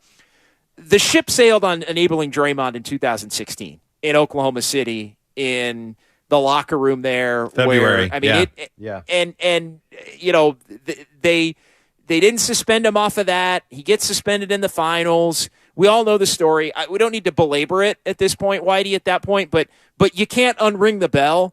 And we're long past the Warriors unringing the bell, not suspending him for the Jordan Poole incident, even though the Warriors didn't. Had they, would that have changed anything? I don't think it would. In fact, I think they believe it probably would have made it worse. Have they enabled some of the antics and the extra stuff? 100% they have, but you can't fix that at this point. To me, that is so far gone down the mountain, you can't fix it. And I think it was that way really 4 to 6 to 7 years ago. The turnovers, sometimes your greatest strength's your greatest weakness. And I think turnovers have been such a part of the fabric of, hey, you're going to have some turnovers because of the way the Warriors play, and the way the Warriors play is what makes them so great. And you go down the path of, now when the Warriors were always so good, they could overcome a certain amount of turnovers. And yes, those turnovers would be bad and they'd leave you scratching your head, but they'd make 5 plays for every 2 turnovers in a lot of games, and they'd win anyway, and the turnovers would become an afterthought. Now they're much more a prevalent part of the conversation because the margin for error has gone down. This team's just not good enough to overcome it, so do they need to be more tactful, mindful of the turnovers? They do, but again, it comes at the cost of the style of play that makes them successful, and I think that's where it leads back to this team just isn't good enough to overcome a lot of the things that they have always done but used to win anyway. Yeah, real quick, because I know we have some callers that want to get on. The turnover issue, the interesting thing to me is, and I hope that Steve Kerr coaches here for many, many, many more years to come, but I do think it makes you question, as I said earlier, are the players hearing him anymore? And that, it happens sometimes in sports, happens a lot in baseball and football and basketball, where a coach's message just, for some reason, like they've heard everything I have to say. I don't think that's the case now. I think it's more an issue of talent, but that he's aware of it and he talks about it, and it's gotten worse. So I think that's one of the things they'll have to look at. And I'm sure it's something Steve Kerr's looking at right now, is like, are they even hearing me? I think that's what we really have to keep an eye on there, because that turnover issue is only getting worse at a time when they really need to clean it up. Let's go to Paul in Walnut Creek on 95.7 The Game. Hey, what's going on, Paul? Thanks for jumping in. Hey, what's up, JD and Whitey? Love the show. Thanks. I just wanted to say, looking back, and it's going to be kind of hard to think about that Grizzlies game last game, but trying out that 4-guard starting lineup and, seeing how the defense could have gave more effort given the situation here. What if there's just all speculation here, but what if there's inside information between the players that Wiggins isn't coming back? So they're, in their minds, they're like, well, we're not going to win, the chip anyways without Wiggins. Let's just try a 4-guard lineup. And to think about the game tonight, if there's similarities, I don't expect a 4-guard starting lineup against the Bucks. But if the effort isn't there on defense and we get blown out, from a lack of defense, it's fun to think about. It's all speculation, but just something to think about. So, and I'll end by saying this, and this is for you, JD. Steph better. All right, man. Appreciate it. Look, as far as the 4-guard lineup, a little bit of material there at the end from Paul in Walnut Creek. Yeah, Steph is still better, but the pieces are not fitting together. Steve Kerr said he got too cute with a 4-guard lineup. I think it's an interesting point that Paul brings up about, do the Warriors know what's going on maybe and what has not been made public, or do they know that maybe it is going to be a tougher ask for Wiggins to be able to come back? And the truth is, we don't know, can't speculate on that. Everything we've been told is that's not the case. Again, I go back, although it's been now about 10 days since Bob Myers was on with me and Guru, and Goo so adeptly asked him, do you think Wiggins is going to be out long-term or for the rest of the year? And Bob said, I don't think so. And, it doesn't, he kind of downplayed it to a point where his tone was, okay, maybe he is coming back. That's the way I took it. Again, with all due respect to what's going on with Wiggins personally, again, we don't want to go down that road too far. But if the Warriors did know that Wiggins wasn't coming back, at that point, they would be done. And so if there was a little bit of a give up that we're kind of wondering about, over the next week or two, maybe that could end up being a part of it. We're not seeing that 4-guard lineup, though, Whitey. No. We're not seeing that. But then what do you do? You're right, of course. But then what do you do if you don't, Lamb, they got to resolve his situation or, That's hurt them, by the way. They could have used him the last 2 games for as much as everybody hated him playing.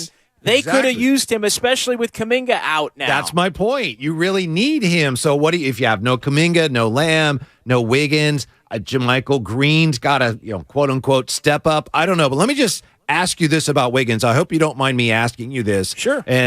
I don't even know of anyone who seems to have an idea of what's going on with Wiggins. We all know family matter, and that it's just amazing to me how tight the lid is on this. And I understand, JD, if you did know, you would not be able to say, I appreciate that completely. Do you even know anyone, do you think, who knows what's going on? What I've been told on that is there are very few people even within the Warriors organization that know. So that leads me to believe that even the players themselves, there might be a player that may know a little bit, but not all of them. And if there is one player, they're not necessarily saying to other players even what's going on with it out of respect. And so I do think there are, and I think this has been alluded to. I think Anthony Slater had mentioned this at one point, that there were only a couple of people within the organization that even knew exactly what it was, and that's Bob Myers. I have never seen anything quite like this. I don't know what that means, but I've never seen. As all of us talk here about whatever's going, no one knows. Yeah, and again, I don't know who are the ones in the know, but the way I would imagine it is, it could be Bob, Steve, and Joe Lacob could be the only 3, and they are obviously not saying anything, even off the record, leaking it or anything like that, because of out of respect to Wiggins and what he's dealing with. So I think we all need to take that cue as we move forward. And I know everybody, first and foremost, wants to know what's going on with Wiggins and wishes him the best and certainly hopes that he is back soon, although he will not be back tonight. Final couple of minutes here, Warriors this week on 95.7 The Game. Sherman in San Francisco on 95.7 The Game. What's going on, Sherman? Hey, long-time listener, first-time caller. Thanks for hanging on. I think everyone's panicking. To me, the key is Wiggins. If Wiggins don't come back, we have no chance. Wiggins comes back, we have a chance.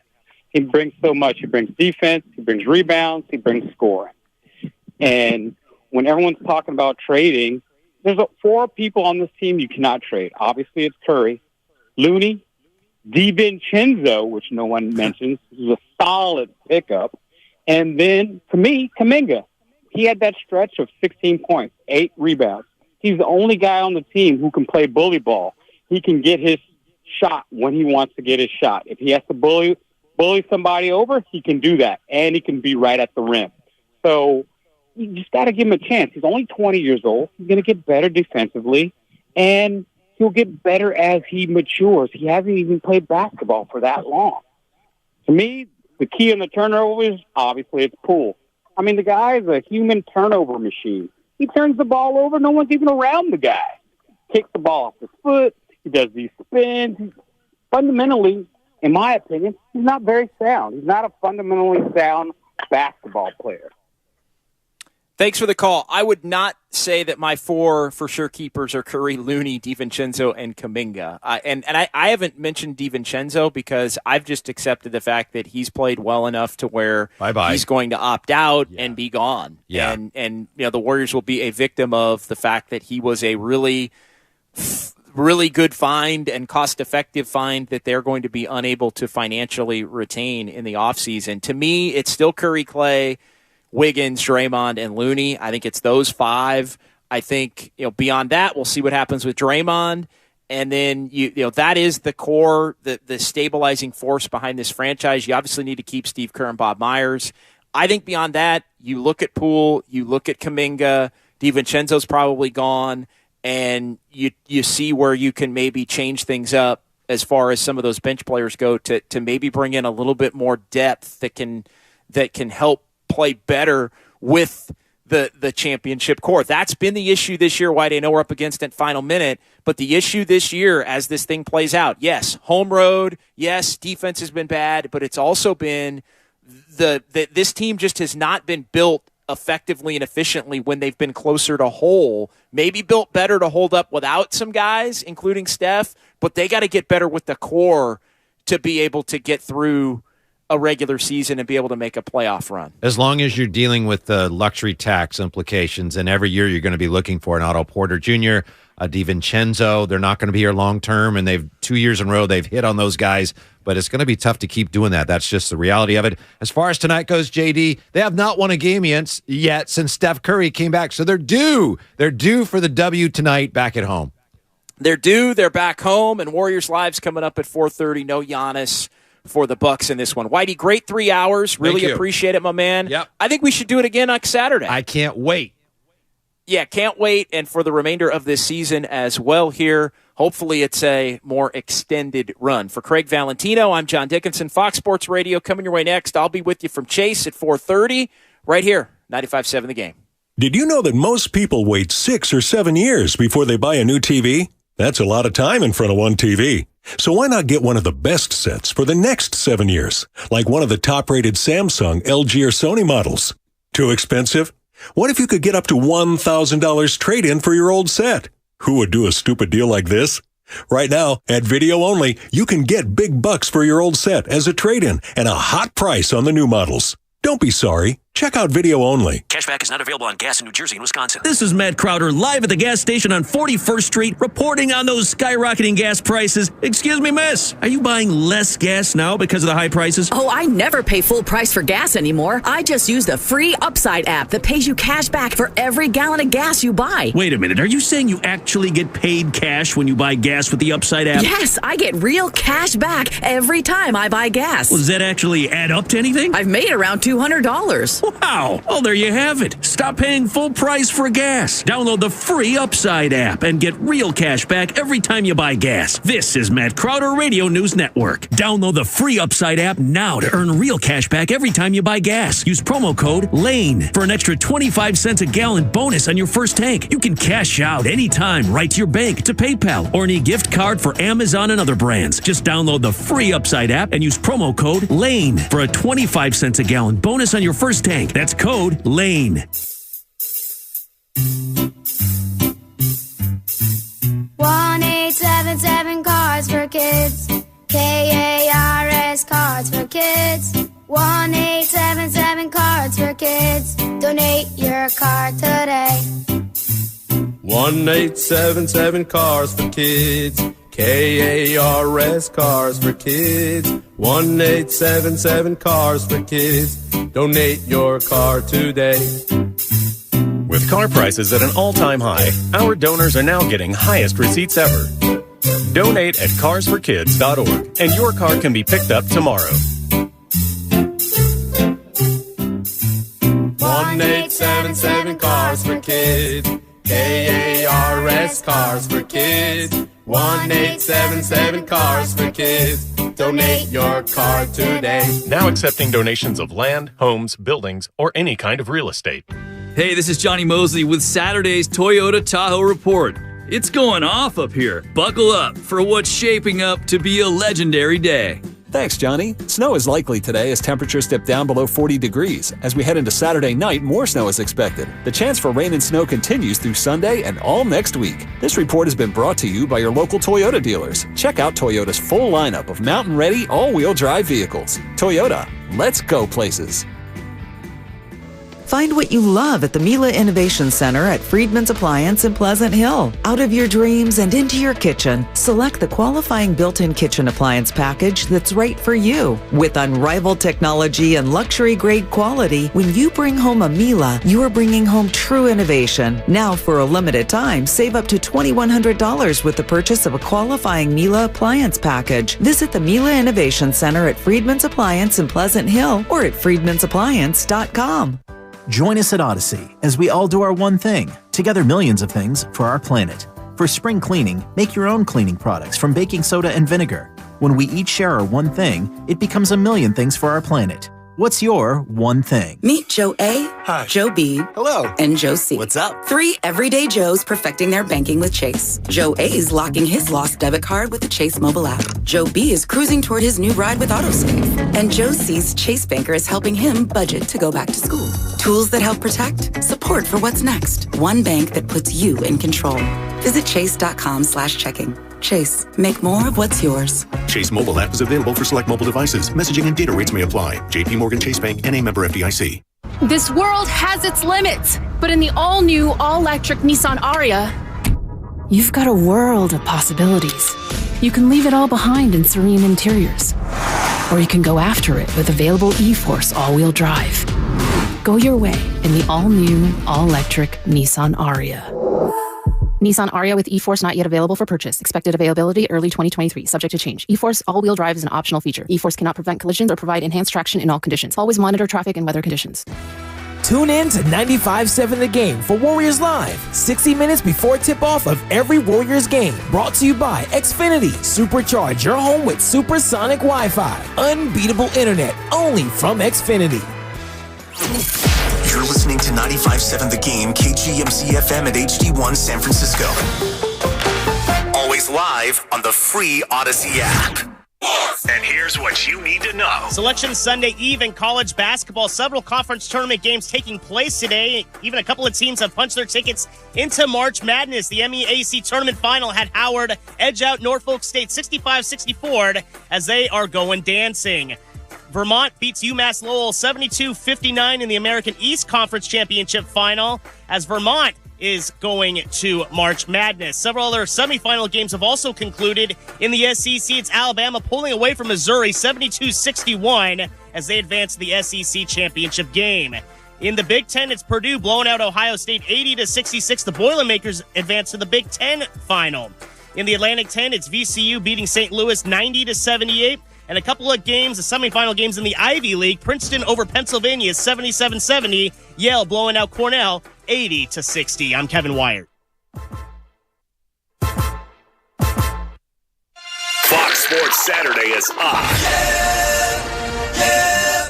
One time we gon' give it to you like this. Yeah, like this. Yeah, like this. The plays, the sounds of the game, the interviews, the breaking news, the top stories. When it goes down, we'll cover it here. Your Fox Sports Saturday is right now.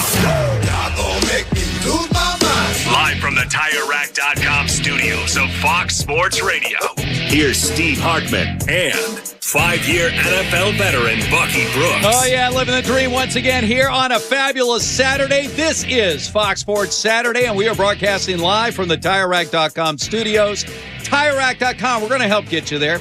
Unmatched selection, fast free shipping, free road hazard protection, over 10,000 recommended installers. TireRack.com, the way tire buying should be. And look who's back from Indy. Sitting here with us right now, the great Bucky Brooks. Buck, look at you, man. You're all ready to roll. Ready. We're ready. Even though we're disappointed, we're ready. Yes. A Tar Heel to the core and his North Carolina Tar Heels most likely played themselves right out of a invite to the field of 68 after being a preseason number one. Let's just get this out of the way right now, Bucky. I mean, last year, Hubert Davis came in, head coach at North Carolina. You're following a legend, and they weren't playing great. They got to the tournament. I know they knocked out my Bruins last year in the Sweet 16. Caleb Love suddenly looked like all world. They get to the championship game, lose preseason number one, and here we are.